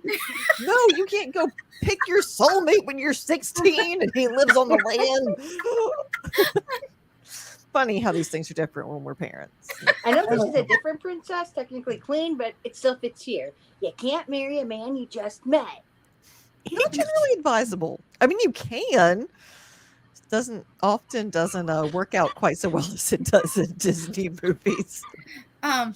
I'd like to also make another real quick fun fact that near the beginning when Keith Train's coming in with the concert and stuff, actually I'm going to make two quick fun facts there, is that you can see Kermit the Frog. Of course, you got to have Mickey Mouse in there because you have to find all the hidden Mickeys. And Donald Duck and Goofy can be seen in the audience. Alan Menken also is the one who did the little kazoo when Sebastian comes in. That's Alan Menken doing the little thing, and I love it. And for a quick side note for Ursula, that was the makeup was originally inspired by Divine. So just throw that out there. So I love when you can find all the little Mickey Mouse references. Okay, I don't know why. It's fun. It's fun. So. Yeah, that shirt is just great. Like, I'm now thinking that, Like the next round of Comic-Con, we may just have a low-key day, and all my girls may just have these T-shirts. Wait, look. How about we Loki just Day? get together and wear Loki? these T-shirts? Merisha, come on, be fun. It's a good plan. Yeah. I'm Yep. just saying, who wants to go to New Orleans? Oh wait, we'll get to New Orleans when we get to Jeaniffer, and then we'll come back to you. Perfect. Hi, are you coming to visit? Are you going to make your debut again? Are you going to come across? Yeah. But anyway, so again, the gadgets and gizmos aplenty. Yeah, you got to have that T-shirt. It's goals. It's goals. So, all right. Well, Megan, you ready to talk about a little bit of Mulan? Yep. I chose her because, yes, I was more attracted to the different princesses growing up. That's just because young me, I like the beautiful costumes, the tiaras, things like that. But now growing up, I realized just how much of a badass Mulan is. Mm-hmm. And believe it or not, she's the only Disney princess with a body count. And not just any body count, but a large body count. Because think of all the hun she buries in that snow. Yes. I mean, yes, she had to disguise herself as a man to do it, but hey, she can kick anyone's butt. And the fact that she can defend herself. So it's like now, especially with the way I like to work out, I like to do like a type of shadow boxing. And so for me, being able to relate to Mulan in that way, that's what drew me to her and made me choose her for this. But some of the fun facts that I want to bring up about her is, well, one was that one about the snow. Oh, and here's another one. Her father that you see in the movie, he's actually practicing a form of Tai Chi that's actually named after Mulan herself. It's actually called Mulan Quan. Wow. Yeah, so whenever you see him doing like that move with his sword, you know, right before Mulan takes his sword and like takes his place, that move he's doing is actually named after her. Oh, that's cool. Did not know that. Yeah. Wow. And also, another fun fact is that she's also one of the only 2 female Disney characters to wear pants, with the only other one being Jasmine from Aladdin. Yes. So it's like princess from that era wearing anything other than a dress or a gown, just wow. Yeah. So the fact she's actually allowed to wear pants, yay! Yes. Especially nowadays for me, that's my standard wear is pants. Exactly. You never know, and you'll have to be doing any form of running or keeping up with a kid or what you're going to be doing. Pants is just easier. Yes. And then one more interesting fact is that Mulan actually had 2 voices. One, her speaking voice, which I'm sure you all know, Ming Na Wen, but she also had a secondary singing voice, Leah Salonga. Does anyone know who else she provided the singing voice for? Yes, I do. But we'll dig for that later. Wink, wink. Okay. Then yeah, we'll wait on that. And of course, you might also know Ming Na Wen from just a couple other things in our nerd universe.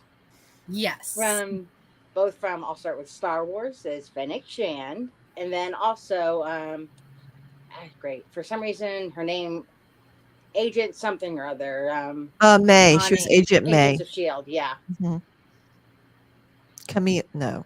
She was Camille Ray on Stargate, but yeah, she was Agent May. Yeah, so point being, you've seen Mulan in various different forms throughout the years. And of course, something that meant a lot to me is the song Reflection. Because whenever it's like I'm feeling down or low, it's like I'm just not feeling like myself, that is like my go-to song. And one other thing that I wanted to bring up that I'm going to drop in chat really quick is that song actually had a longer version of it. Yeah, it was actually a lot longer. It had her undoing her hair riding through rice fields. Please. Chat. There you go. There's the movie poster. Yep. Love it. Yeah, basically, Weird. what it says here from IMDb is that the song Reflection was meant to be much longer, but the filmmakers wanted to save time in the movie. So in the deleted version, she not only takes off her bun, makeup, and jewelry, but also like just a few other like parts of her clothes that keep her, you know, tied in, and basically just explains it a lot more and a lot better. And if you were to see that, just makes you wish they'd kept it in. Yeah. Well, the music again, I keep always going back to music, but I'm trying to the one song, Be a Man. I love that song. Like that is a powerful song. You're singing it, you get strong, you get powerful. The next thing you know, for some odd reason, you just have this power that you didn't know you had. And that's I actually have a funny story about that. I was actually at a college program in Northern California, and we were waiting for our nightly thing to start, and they were just playing random Disney songs. This one comes on, and literally everyone in the auditorium stops what they were doing, talks about, and starts singing "Be a Man" all together. I wish I still had the video of that, but it's been so many years, and unfortunately changing phones, and I wish that video hadn't gotten lost, but yeah, just an auditorium full of college kids singing "Be a Man." Like Let It Go is an amazing strong song, but for some odd reason when it comes to powerful, like Be a Man is very powerful. Like you get excited, and this energy that you don't even know you had comes alive. Where did that come from? It's like I would even work out. Before I actually got into like different things, I used to work out to that song "Be a Man" because of just how powerful it was and the beat it has. And if I can, just one more thing I'd like to bring up, seeing this poster, is if you look closely in Lilo and Stitch, you can actually see this poster in Nani's room. Oh, that's cool. That is. Oh, I'll have to rewatch that and find it. Man, that poster though. But I can still see that scene clearly in my head. I can see that poster on her wall. You just reminded me of another fun fact of Little Mermaid. Little Mermaid, you can also see like the movie posters for Cinderella and Sleeping Beauty in her her grotto. Thank you. Long day, you know what I mean. You get it. That poster though, man. It's wow. So it may not look anything like the Mulan in the movie, but it still gets the point across. Absolutely. It's phenomenal. Yeah. Now. And also, another fun fact. You know how a lot of Disney princesses' parents are kind of... Mulan is only the second princess in all of Disney history to have both parents alive and present in the entire film, with the only other two being Aurora, Rapunzel, Merida, and Moana. But out of all those, Mulan's only the second. Wow. You can't forget the grandma. Oh, the grandma was the best. Ask me what to stay for dinner. Do you want to stay for life or whatever it is she says? Yes, we got it right. Yes. You want to stay forever? Oh, if grandma Sign me up. Oh, exactly. Yeah. Like that is Andrew's grandmother, like 150%. She is that woman. Give her a hug for me then next time you see her. I will.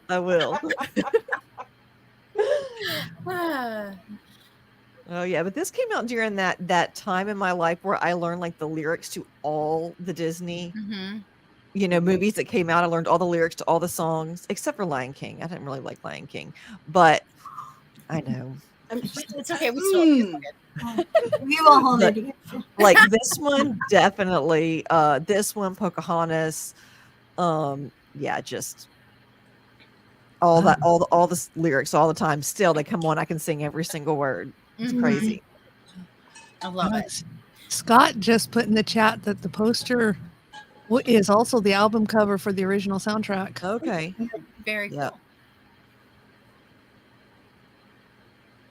Can we see the other? I would like to see her cozy. Yes. That's her. I love it. I love her. I mean, maybe we'll have to Wreck-It Ralph. Yep. Okay, this I one. love it. It's awesome. Yeah, that's great. Now hers is not. It's a jacket, but I think it's kind of cool. It's kind of her, and I like how it has the dragons. You know. Mhm. Yep. Yeah, I love it. Signaling to Mushu.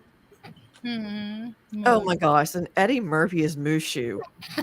Would you Yes. believe? And one of the fun facts that I found is that Robin Williams was supposed to voice Mushu. Huh. Could you imagine Robin Williams is not just the genie in Aladdin, but also as Mushu? Yes. That's the crazy part. Funny. Sorry, nothing against Eddie Murphy. It's just what it is. I can't help It was it. Robin I can't stand it. Williams. That's funny. Yeah, it unfortunately didn't say why he didn't do it. Just that he was offered the part, but for whatever reason, he didn't take it. I think he was a Well, little he was unhappy. out with Disney, so it could have been yeah, during that yeah. time he was out with Disney. Yeah, he was Not on unhappy good terms. about the marketing. I think Yeah. he didn't want to be like a big part of the marketing for because he didn't get paid For very Aladdin, much yeah. for Aladdin. Mhm. And then they were like, oh, Oh, yeah. sure, and then totally like has his name, the Lord on all the things, and so he was Yeah. unhappy. Yeah, that makes sense. Mhm. But I love it. Well, are we ready to go to New Orleans? I mean, I don't mind going to go visit Merisha. Just give me food. Hey, I'm ready. that's the reason to go to New Orleans. Me either. And there are other reasons, but that one is like real high on the list. It's my dream. It's on my bucket list. And then the fact that I know you guys go and you guys are not that crazy far from it makes me go hee hee hee. Yep, I'll take you to all the places. Alrighty. Well, as you can Okay. tell by my ears and everything, I am a huge Princess Tiana fan. So, of course, we're talking about Princess and the Frog. I just can't talk forever about this. It was voiced by, and I'm going to probably butcher her name, so I'm very sorry, Anika Nora Rose. I think that's how you pronounce it. She's also known as Princess of Madonia. Her occupation is restaurant entrepreneur. Her Anika had to audition 3 times to get the role. It's created by Ron Clemens and John Musker. I think that's how you say it. Tiana is loosely based on the unnamed princess from Brother Grimm fairy tale, The Frog Prince. She is the 9th official Disney princess. Tiana is the first Disney princess with a job. Tiana only has 19 minutes of screen time as a human. What is this? She's the only Disney princess that is left-handed. Maybe. Maybe. Tiana comes from the Greek word for princess. A Disney intern who was still in school ended up providing some of the inspiration for Tiana. Inspiration also comes from Anika Nora Rose, the voice of Tiana. Her dad, as you know, passed away in the movie, but I found out that he died in World War I. And the character name was going to be Madeline or Maddie for short, but they didn't like that at all, so they changed to Tiana. Let's see. One of my favorite, because I think it describes her so perfectly is a quote that she says in the movie. My daddy never did get what he wanted, but he had what he needed. He had love. He never lost sight of what was really important, and neither will I. I really love that quote from That's a good one. Princess and the Frog because well, let's describes Princess Tiana to a T. She's a hard worker, which is one of the major reasons why I love her.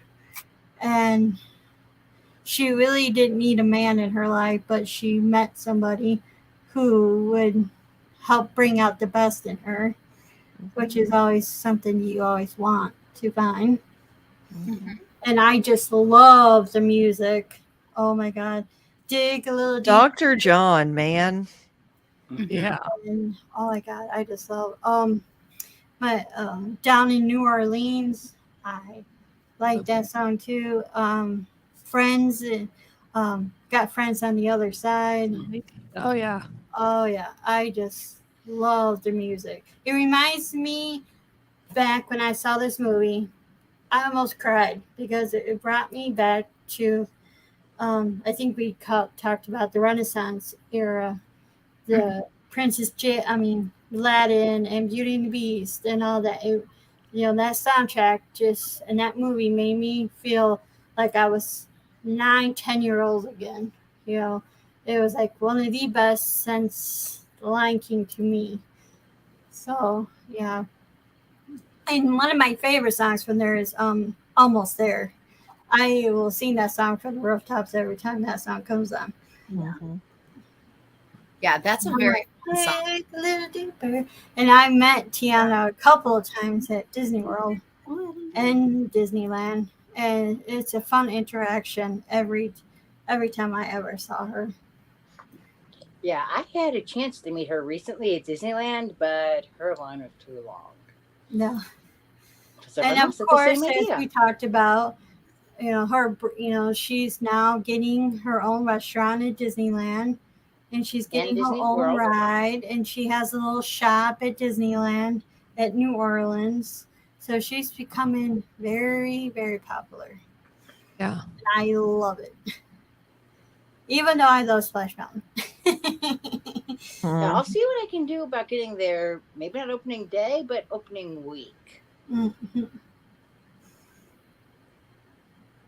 But I am really excited like to bring you guys along with me for to Princess and the that. Frog. Right. Oh, sorry, Jeaniffer, I talked over you. Oh, that's fine. I just can't wait to see what they're going to do, but it's always going to be Splash Mountain to me. Oh, did we miss? I was just gonna say, I'm like, oh, did I miss the funsy one? No, not yet. I love Tiana's dress. It's so beautiful, and I love that. That's my favorite princess dress. If I ever got married, I would want something like that. Yeah. Good to know. And of course, I love all the food that's mentioned. And like Isaac said, go for some gumbo. You're not wrong, Isaac. Mm-hmm. And some beignets. Oh man, get your thing of beignets. I love when she's working and making them. Yeah, because I swear, every time I watch that movie and I see her spinning that Lazy Susan and dusting them, I'm like, I want. Yep. You have to give Disney credit for Charlotte, her best friend, because she was such a spoiled little brat, but she was a really good friend to Tiana. Oh yeah. She showed that she would always be there for Tiana, no matter what. Yeah. Charlotte. And only Disney can make somebody who is so spoiled and everything, you're like, oh God, and make her such a great character. Yeah. That's called character development. Yeah. We do that in real life. I swear, if it wasn't for that one redeeming factor, how nice she is to Tiana, I'd probably hate her. Yeah, exactly. That's what I'm talking about. She is. Yeah. Scott said it looks like an upside down flower. I mean, yeah, I can see that. I love her taste in dresses. When I see pictures of her, she always has these really cute outfits, like even her uniform, waitress uniform. It's just really cute on her. She has really great fashion, I think. The 20s were such a great time for clothes, man. Yeah. Well, and I do have to mention her mom. I like her mom. Her mom as the character in the movie is just. I love the fact that they instilled these wonderful values in her. Oh yeah. Work values and ethics, and I just love it because that Yeah. reminds me of my own parents. Like, Yeah. you know, you want this, you gotta get some work, you know. Yeah. And I love that they did that. They reminded us that you gotta, you know, that you gotta work sometimes in life. You gotta do it, you know. Mm-hmm. Yeah, and I think just like Jeaniffer pointed out, one of the two things that drew me to this particular movie was, one, she was actually working to open her own restaurant, and two, it was, she actually didn't go to meet the prince. The prince actually came to her in a way. Right. And it was just so opposite. If you look back at some of the other Disney princess movies, it's just so opposite as to what happened earlier, as to where they came to the prince, but in this one, the prince came to her. Yeah. And I thought that was so unique that they just turned it opposit. You gotta love Lewis, Oh yeah, the alligator, and Ray. Ray. Aw. Him and Angeline. Oh my God, it tears you up inside when he passes. Sorry if you haven't seen it. It's a spoiler, but he ends up passing away, and when you see him, see the light going by the other star, you know, it's like, oh, you know, like, and it tears you up inside. To this day, that still is a tearjerker to me. That part that he dies. Yep. Oh wow. Goes and finds Evangeline. Evangeline. Man, I love it. I love it. Oh, the one thing Disney's good at, tearing your hearts to shreds. I mean, what's the point if they don't do it once in a while? We got to make sure that they're beating. Sure. Exactly. Well, I'd love to see her cozy shirt, because again, I'm all for that cozy shirt. Actually, hers I could not find a really good. Oh no, you can see it. I love her hair here, you guys. I love this beautiful depiction of Tiana. Yeah, her hair is what mine looks like when I let it dry naturally. Just add in a lot more frizz. If I could get that frizz under control, I'd love my hair. And I'm glad they actually added the straps too, because I'd be like, I hope that shirt stays. Yeah. I think it's two. I think it's an undershirt and then a top layer. Maybe. Which seems like, well, I don't know. I know for like the 90s, of course, we always wore our spaghetti strap shirts with another shirt or whatever. But Tiana. Yeah. I think it says. I think that says NOLA, which is New Orleans, Louisiana. Yep. Really? Oh, it does. Yeah. Good eye there, Merisha.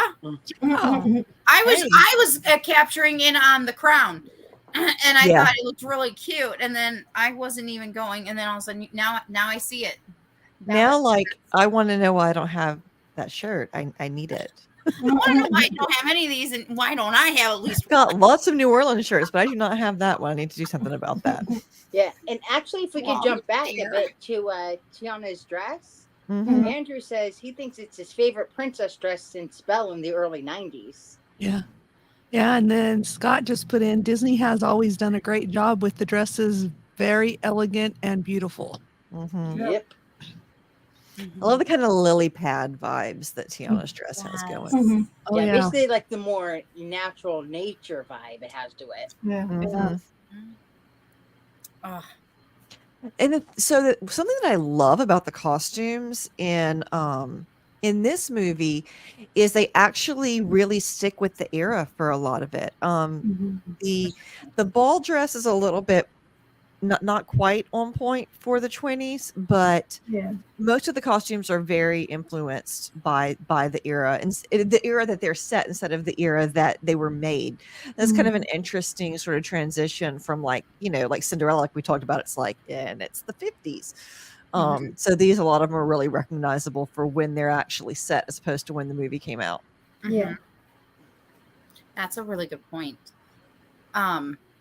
Yeah, because I would assume then like the blue dress would probably be a little bit more, what's the word? The seams, trying to think what they called the dresses or the seams, the way that they kind of went a little bit looser. Stylized maybe, or no, I'm trying to think of what it's called. It'll occur to me tonight or when I'm trying to sleep for once. And just leave it in the comments below the video then if you finally think of it. I'm sure. Well, because the flapper dresses, you know what I mean? Like, yeah. Has that looser fit. Things changed, like, but they weren't. Absolutely. I don't think they were totally skin tight either, though. They're not. They're pretty boxy. Androgynous. Yeah, it's almost like a t-shirt. You know, like the same. You know, it's just like straight all the way down, sleeveless, most of them. Right. So. Yeah. But of course, then I don't know. Maybe because we got to remember Charlotte is from a rich, wealthy family. So I just wonder if that I wonder is her blue dress then based off, because technically that was Charlotte's. Like, well, is it based? I wonder if that's like, I think it's based off of that like Southern debutante culture, right? Where you see, you know, like a lot of those, even like during the 20s, whenever things were very much more streamlined.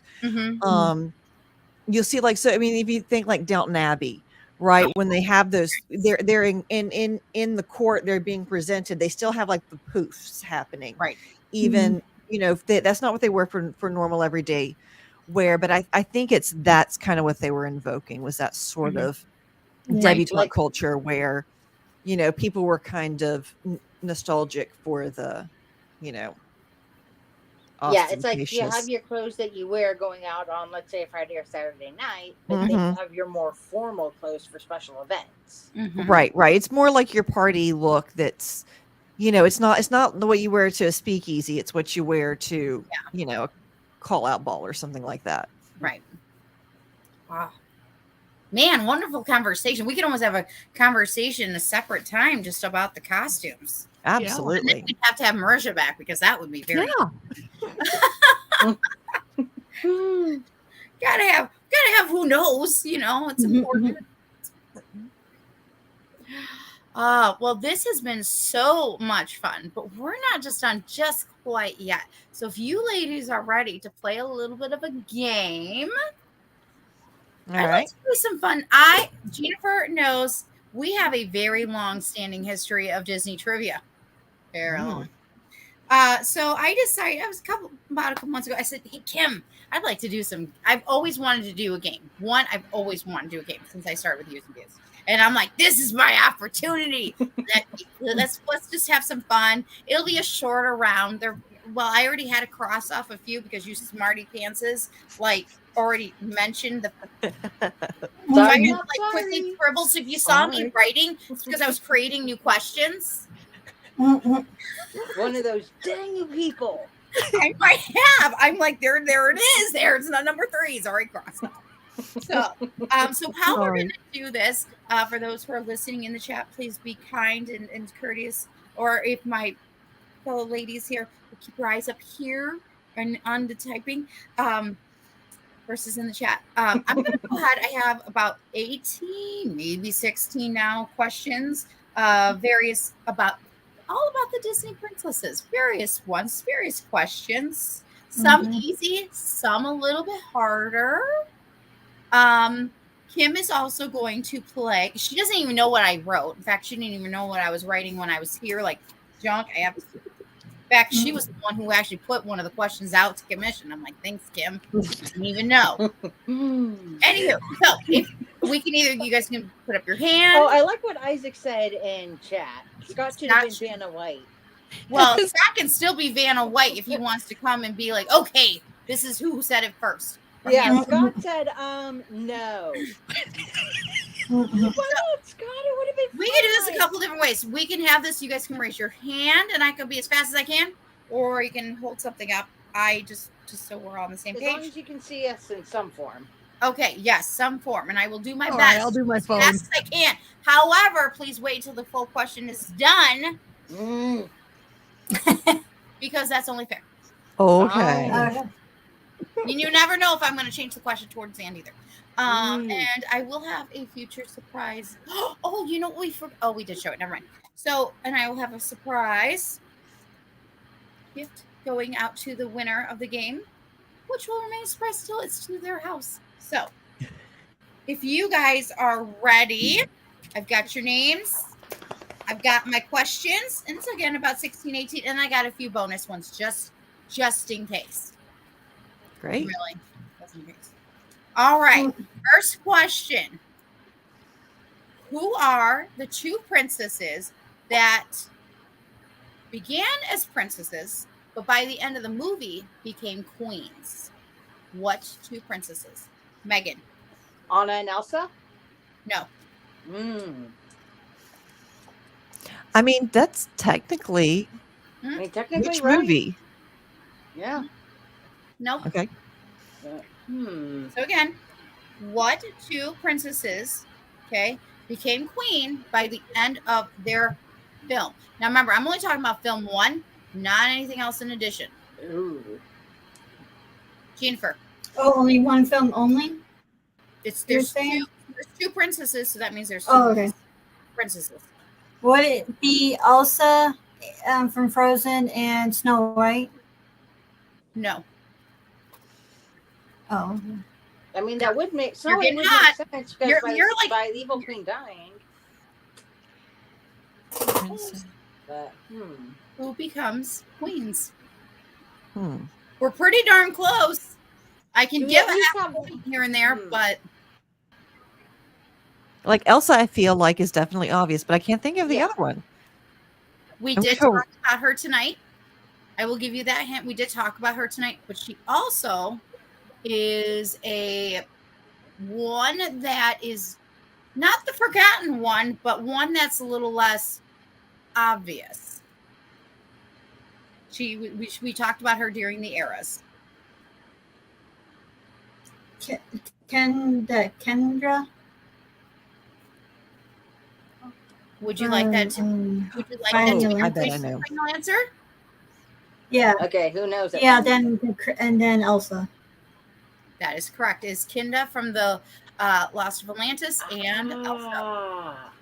See, I never saw Only it. in their first films do they become, they start Mhm. off as princesses and become queens by the time of the end of the movie. Now, we do know Okay. Anna, of course, becomes queen, but it's number 2 by the end of the first film. So. All right. Alrighty, here we go. Which 4 Disney princesses were not born a princess? Ooh, Mulan is one of them for sure. Oh, hand up. Okay, go ahead. You go ahead, Megan. Mulan is one for sure. Let's see. Pocahontas might be another. Let's see. Maybe Ariel, who's technically a princess. Okay, then here's All right. Merisha, your hand up was next. All right, so we've got Mulan, we've got Cinderella, we've got Tiana, and we've got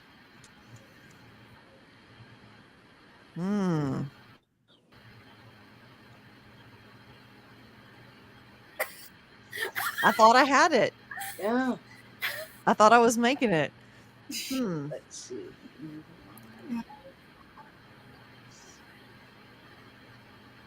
Well, I don't guess I can come up with the last one. So, Jeaniffer, Kim, either one want to try? The last one, wasn't it Belle?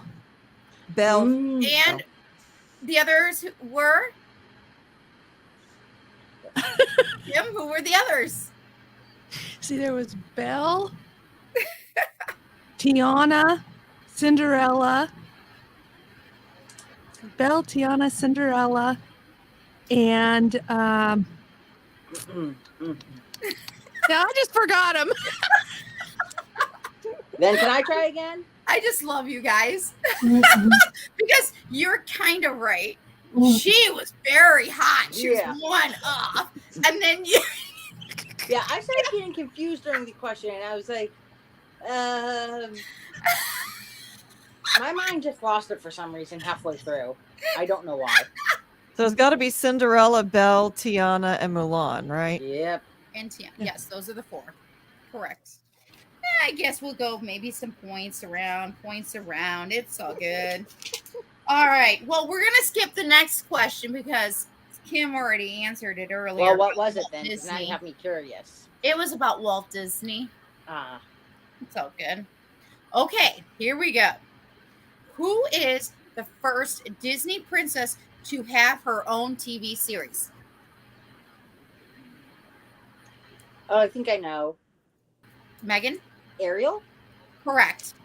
Ariel had her I first think I know. 92 through 94. Really? Yep. I remember. I totally watched it too. Thank you, Disney. It came out the year I was born, so I didn't watch it, but I remember hearing things over the years. Just watching different YouTube stuff. Huh. Okay. Hands ready. Be careful, Megan, with the pen. Who is the first Disney princess to win an Academy Award for Best Original Song? Merisha. I think that was Little Mermaid. No. No. Correct. Jeaniffer? Cinderella. Nope.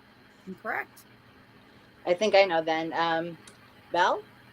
No. No. No. Incorrect. Kim, you want to give it a shot? Who is the first Disney princess song to win an Academy Award for Best Original Song? Tiana. Nope. You guys are all going to be so mad at yourselves. I can't. It wasn't Snow White, was it? It is Jasmine, A Whole New World from Aladdin. Oh. I can't believe I got you guys. I was Yes. that's my second. Points for me. I'm impressed. I thought I was. I thought y'all were going to she's kill going to it. say Jasmine any second. That was Yeah. going to be my second guess. I was trying to go The one through I all thought of you them. Yeah, trying to go I through thought all it the was princesses either Belle here. or Snow White. For some reason, I thought it was one of those two. Okay. Next question. Name the princess who is a major character in the Chronicles of Pryden book series by Lloyd Alexander. This film is loosely. We can't hear based you. off of that too. Oh, can you not hear me? Hello? I can hear I can you. hear you. Okay. Let me do it I again. couldn't hear you. All of it. Oh. I can hear you. Merisha, can you hear me? I can hear you. Yep. Jeaniffer, can you hear us now? Uh-oh. Yeah, you were kind of in and out. I don't know. I was here. I don't know.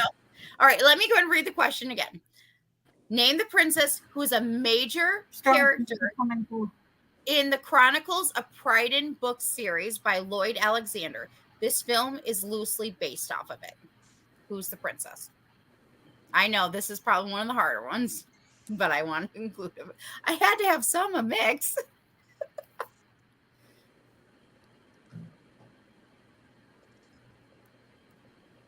And yes, we did talk about her tonight. Elsa? No, that's Snow Queen. Um, Jeaniffer? Yes, Jeaniffer? The black cauldron, Eleanor. I think Correct. that's how you say it. Correct. Correct. Princess Elowen. Yes. Yes. From the Black Alonwi, I Cauldron. believe I've heard it pronounced, but yep, I had no chance with that one.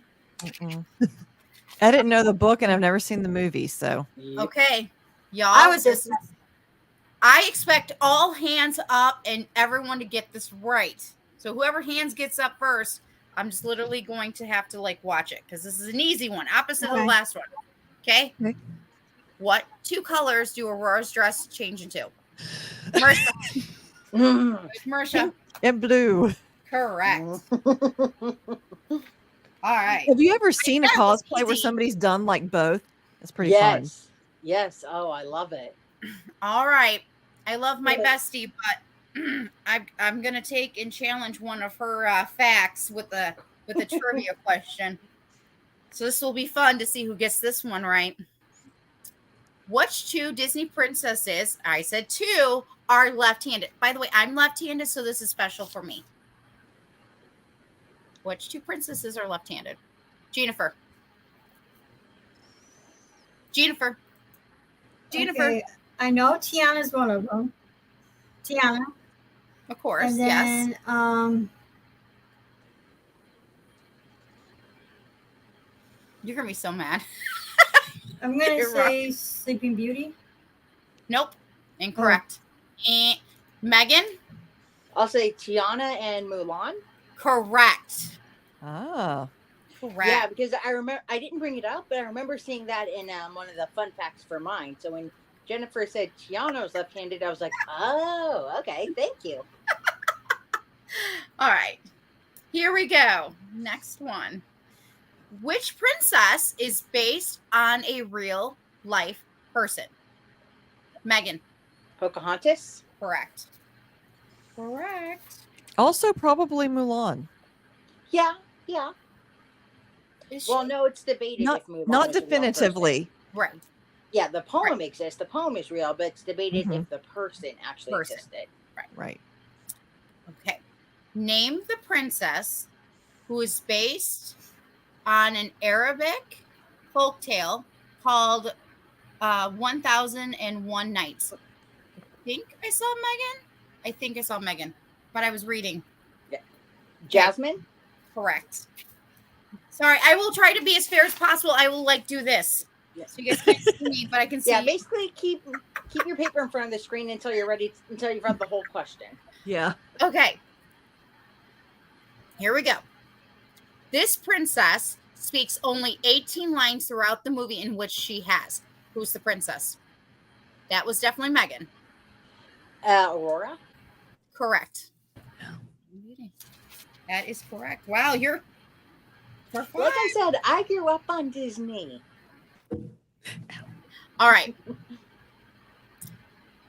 All right, here we go. This princess, okay. This princess has a famous pose that was inspired by a statue in Copenhagen, Denmark. Who is the princess? Merisha? Ariel. Correct. Mm-hmm. Correct. All right. I had to include that one. That was a good one. Okay. Which Disney princess has a star on the Walk of Fame? Merisha. Oh, the actor? No, which Disney princess has a star on the Walk of Fame? Oh. Okay, I was going for the actor. I was going to say Ming Na Wen, but I don't know. Okay. Jeaniffer?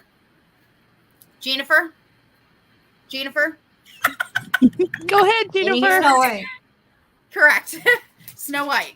And she is Snow still White. the only one. I double checked. She's Yeah, still it occurs to No, me wait. as Marissa was saying her answer. I was like, "Oh, right, I knew that one." And I knew about Ming Na, but it was Snow White, the only prince, the actual animated princess. Okay. Yeah, she did too.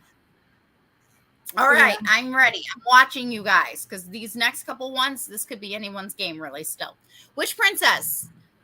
Their name means beautiful in French. Merisha. Belle. Correct. All right. Jeaniffer and Merisha, you guys are neck and neck. Kim, you're just gonna have to push your hand up there, girl. I know. And Megan though is in the lead, but we'll see because these two they're coming. I don't need them catching up to me. All right, here we go. Which Disney princess name can be translated to mean the ocean? Merisha. Moana. Correct. Moana. So I told you I sing it. I love it. Yeah. Okay, I'm ready. I'm watching because I'm I know this is gonna be an easy one. Yep, and I have mine right under here, ready to go. But that's not fair. So stop that. It's right out of frame. You I can't know. see it until I'm ready. I can see it though. Stop it. Okay, ready? What is the name of Rapunzel's pet lizard? Kim. Pascal. Correct. Hey, she has 1.5. We're happy. Yeah. I'll give it to her. Let her have it. Smarty pantses. All right. Which princess's name, which princess's name can be translated to mean Magnolia? Megan. Mulan? Correct. Yeah, that was another fun fact I saw that I didn't bring up. Yes, Jeaniffer? She's like, I see. She's lagging. That's her thing is lagging. Okay. Oh, that stinks, especially because we're playing a game. And hello to Ro. Everyone say hello to the Podfather. Hi, Ro. Hey, Ro, you're gonna come hang out with the princesses? That'd be cool. And you're right, Scott. She is lagging. Yeah, wait, can we pause the game really quick so she can log out and then log back in to see if that helps? Jeaniffer, do you want to log out and log back in real quick to see if that helps? So let's give it a few seconds. She's like, what? No, that's fine. Okay, because you're lagging. You're lagging. It's fine. So, like, you're basically, if you're trying to answer first, you might not be first. Yeah, right? I think she's about like 10 seconds behind, it seems. Yeah. Okay. Well, she says okay, so we're going to go with it. All right, here we go. I'm watching everybody because this is another one. Megan gave that thing down. That is not what she said, but you know what's what we're going to go with. All right, here we go. I'm going to try to say her name as best I can. Leah Lasung was the singing voice for what two Disney princesses? Yes, Megan. Mulan and Jasmine. Correct. Because again, that was one of my fun facts. Y'all killed me. Okay. All right. But let's we'll do a few last ones. No one's out just yet. Okay. Who was the first character to be cut as a Disney princess? Oh. What do you mean by cut? They were on the list. Okay. Who is the first character to be cut as Jeaniffer? Jeaniffer? She's lagging. Jeaniffer. No. Milan. No. Incorrect. Merisha? Milan. No. This is going to be entertaining. I think that would be Ariel. No. Because her movie. Okay. No. So again, think character who was originally considered a Disney princess and then cut. Oh, I see what you're saying. I thought you were saying somebody whose movie was cut. No. Like movie was canceled. Character. Used to be a Disney princess and isn't anymore. Oh, trust me. And when you know, you'll be like, that's why, because they had created all this for that reason. Yep. Megan? Anna. No. Technically, it's not? Nope. I thought it was because their movie made so much. First. Oh. Kim, you want to give it a shot? I think Kim's lagging. Oh no.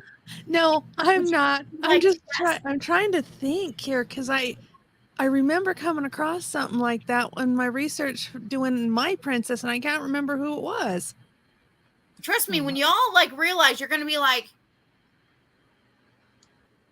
can I guess again? No. Because I know one fun fact that I think I came across and I can't remember was I know they said something about I think it's Vanellope was an honorary princess, but I can't remember which one was a princess, but then they didn't make her one. I can't remember. But I came across it, just can't remember. First character to be considered a princess but was a cut was Tinkerbell, and that is why they also created the fairy line, the fairy collection. That's why they created all the fairies. That's what I came across. Fairies. Yeah, that's what I came across. I remember them saying that doing my research on Sleeping Beauty. Interesting. All right. It also makes sense why she's Disney's mascot and the one that flies in the or at least used to fly in the nightly fireworks show. I loved all that. I wish they would have kept that. I always loved seeing Tinkerbell flying. What's funny is her wire's still up at Disneyland from Matterhorn. You can still see it. So it's like they're ready to go for her if they ever want to bring it back. Right.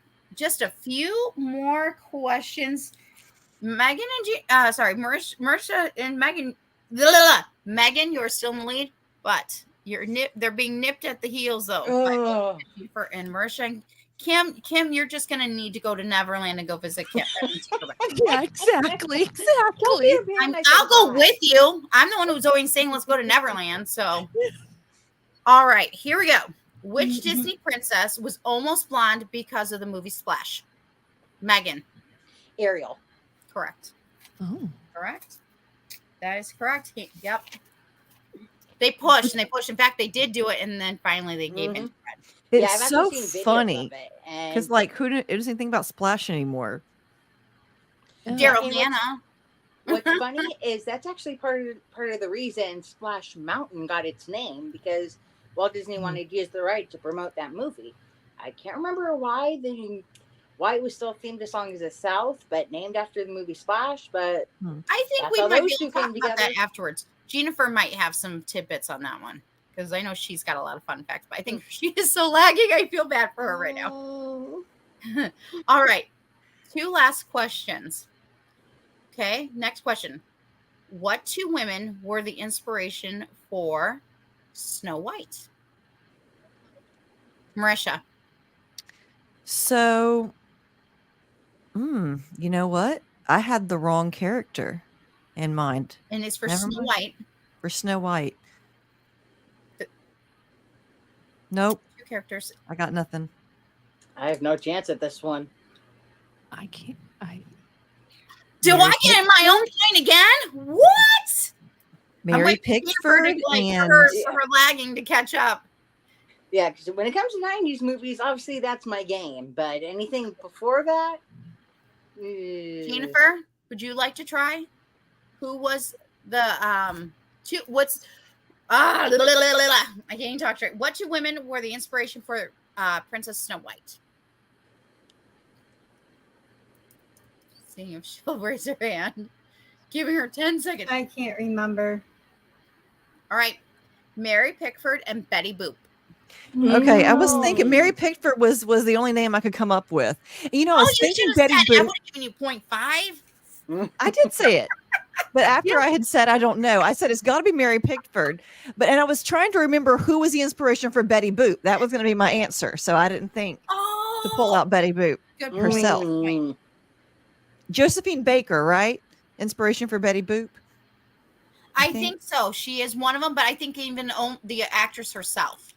Which Betty Boop would be a fun thing for another day. I love Betty Boop. I love Miss Betty. All right, this is the final question. Okay, but I'm gonna have fun with this one. Okay, because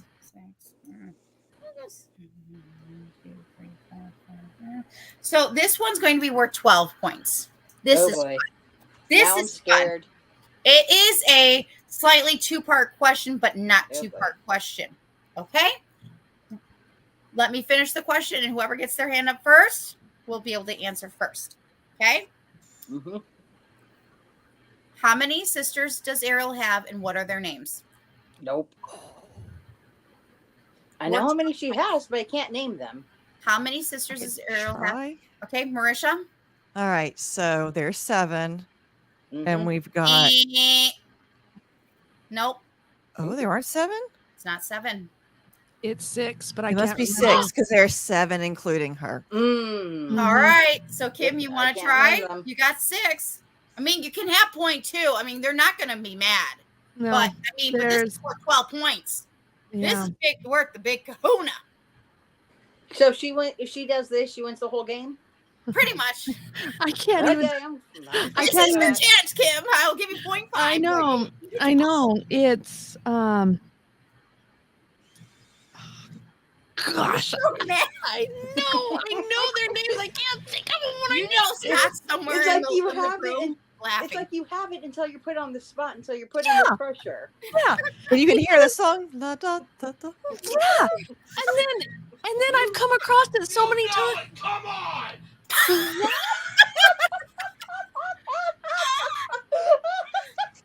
I didn't hear what he said. In the chat, he goes, Kim, you know what you told me 2 weeks Chad, ago. you said you know That's it, Kim. You told me funny 2 weeks ago. Yeah, because we were playing. Okay, was. Think about 2 weeks ago. What did you say? I can't even remember. This has got to be one of the best moments. So this is hilarious. Oh. I'm waiting for Jeaniffer to finally chime in and go, I know the answer, but she hasn't chimed in yet. And Megan, you still don't know? Oh my gosh. Jeaniffer, do you know the unless answer? it's the main character. How many I stink sisters with is- names. How many sisters does Ariel have? And what are their names? You can get up to 12 points. Or 12 points total for everything. Unless I cheat and look it up, I'm not going to get it. So Then I'd have to I love. don't remember their names. yeah. Kim? Eric. You're going to be so mad afterwards. You can talk to Jeaniffer how about mad I get when I lose the trivia questions. Like,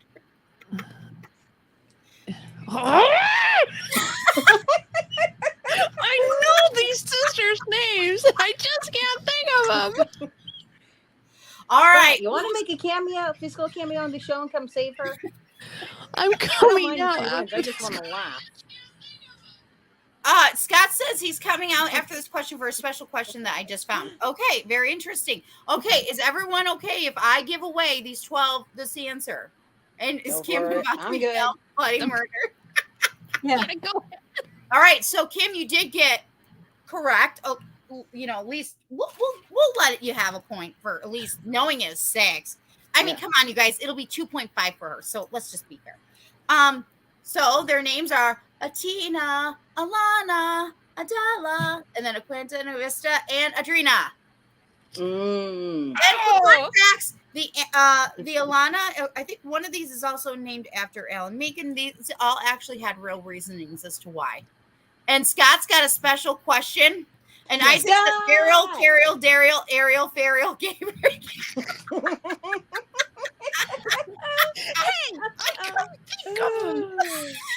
Right, but the other day when I'm sitting there playing the game, or a couple weeks ago, you're like, "Oh, there's her sisters are." I'm like, really?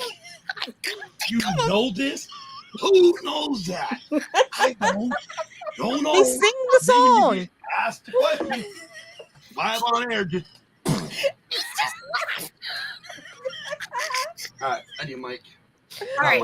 So I hear Scott has a question. Scott, is this a Disney trivia question? It is. Okay, hold up, Scott. What is this question worth? Oh, I don't know. Like, if it was like a tipping scale, because right now, like Megan and Merisha are freaking pretty much neck and neck. And I mean, kind of, not really. Megan's really in lead. But what would you like to score this question? What's the pointage? Well, how's this? Because we are Like talking about 2, 4?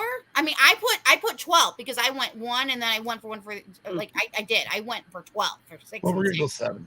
We'll go 7. We're going 7. 7 points. Okay, So, now I'm you scared. gotta have all And 7. I don't even know the question, y'all. 7 points. So that means, Nicole, you're fairly in this.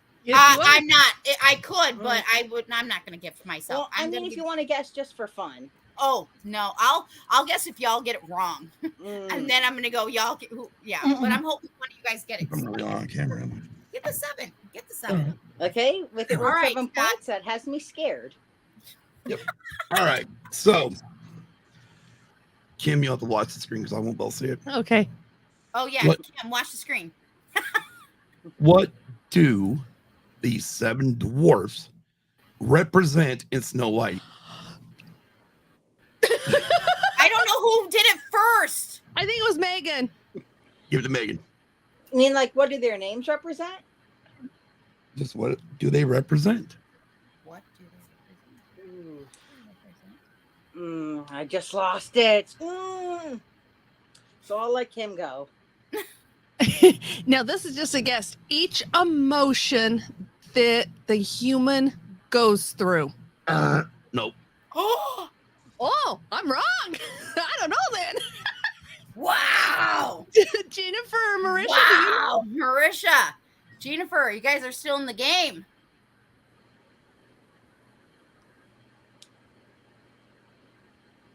All the emotions that the person can go through. Nope. I think I've heard this as a rumor, but I think it's wrong, and I don't want to say it. Go for it. What else you got to lose? I've heard a rumor long ago that's like something with like drug withdrawal or something. It's like sleepy, dopey, happy, whatever. That's hilarious. I remember hearing that years ago. I knew That'd be great. wrong. I mean, Isaac says he knows and he wants the 7 points. Okay. What you got? I mean, Isaac, even if you get the 7, Megan still wins over you. So, you know. What you got, Isaac? Go for it. do it, Isaac. Go ahead, Isaac.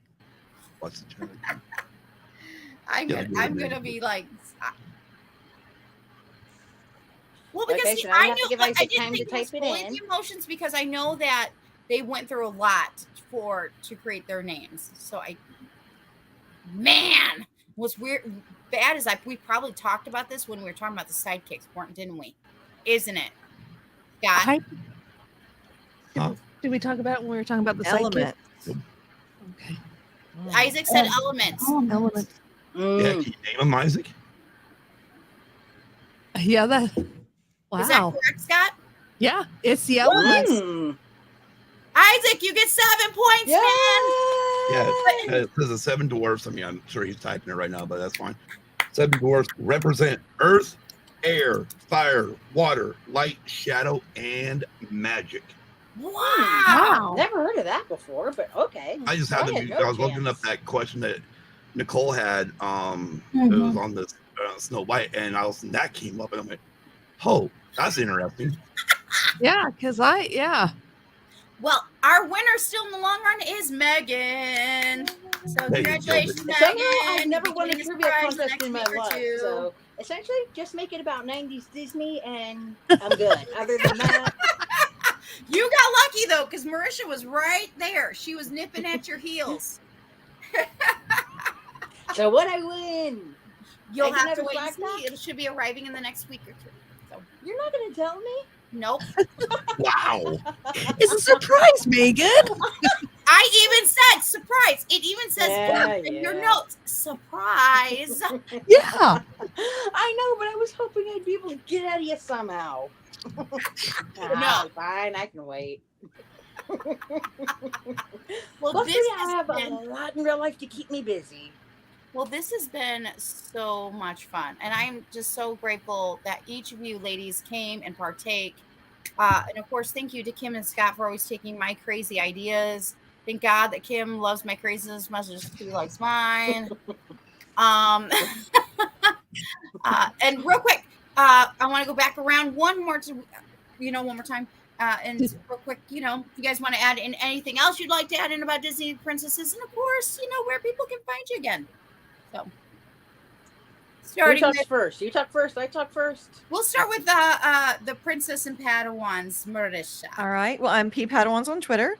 Mhm. I am princesses _& Padawans on Instagram. You can also search for me by my name, Merisha Gore. And I am usually on the Science Fictionary podcast. You can find us on and we've had Nicole on for like a couple of series talking about different things. So that's always fun. We're talking about Secret Invasion right now. How did I miss that? I think we talked about Secret Invasion. I Maybe gotta we look didn't. this up. I love. Oh my gosh! And then now I'm gonna go check. It's been a really long couple of my weeks. settings always tells me when you guys are on. I don't care what time it is. If it's 2 a.m. and you guys go on and my phone tells me and I'm awake. Yep. So we get on and we talk about all the nerd things. We also have Coruscant Radio Underground, where we talk about all the Star Wars things, and that's where I'm at on the internet. And you can find us at Red 5 Network, and the link is in over there. Bio links. All right, wonderful. Hey, bestie, Jeaniffer. 10 seconds behind us. Any last words for everybody tonight, or about any more about your favorite princesses and about where we can find you on social media?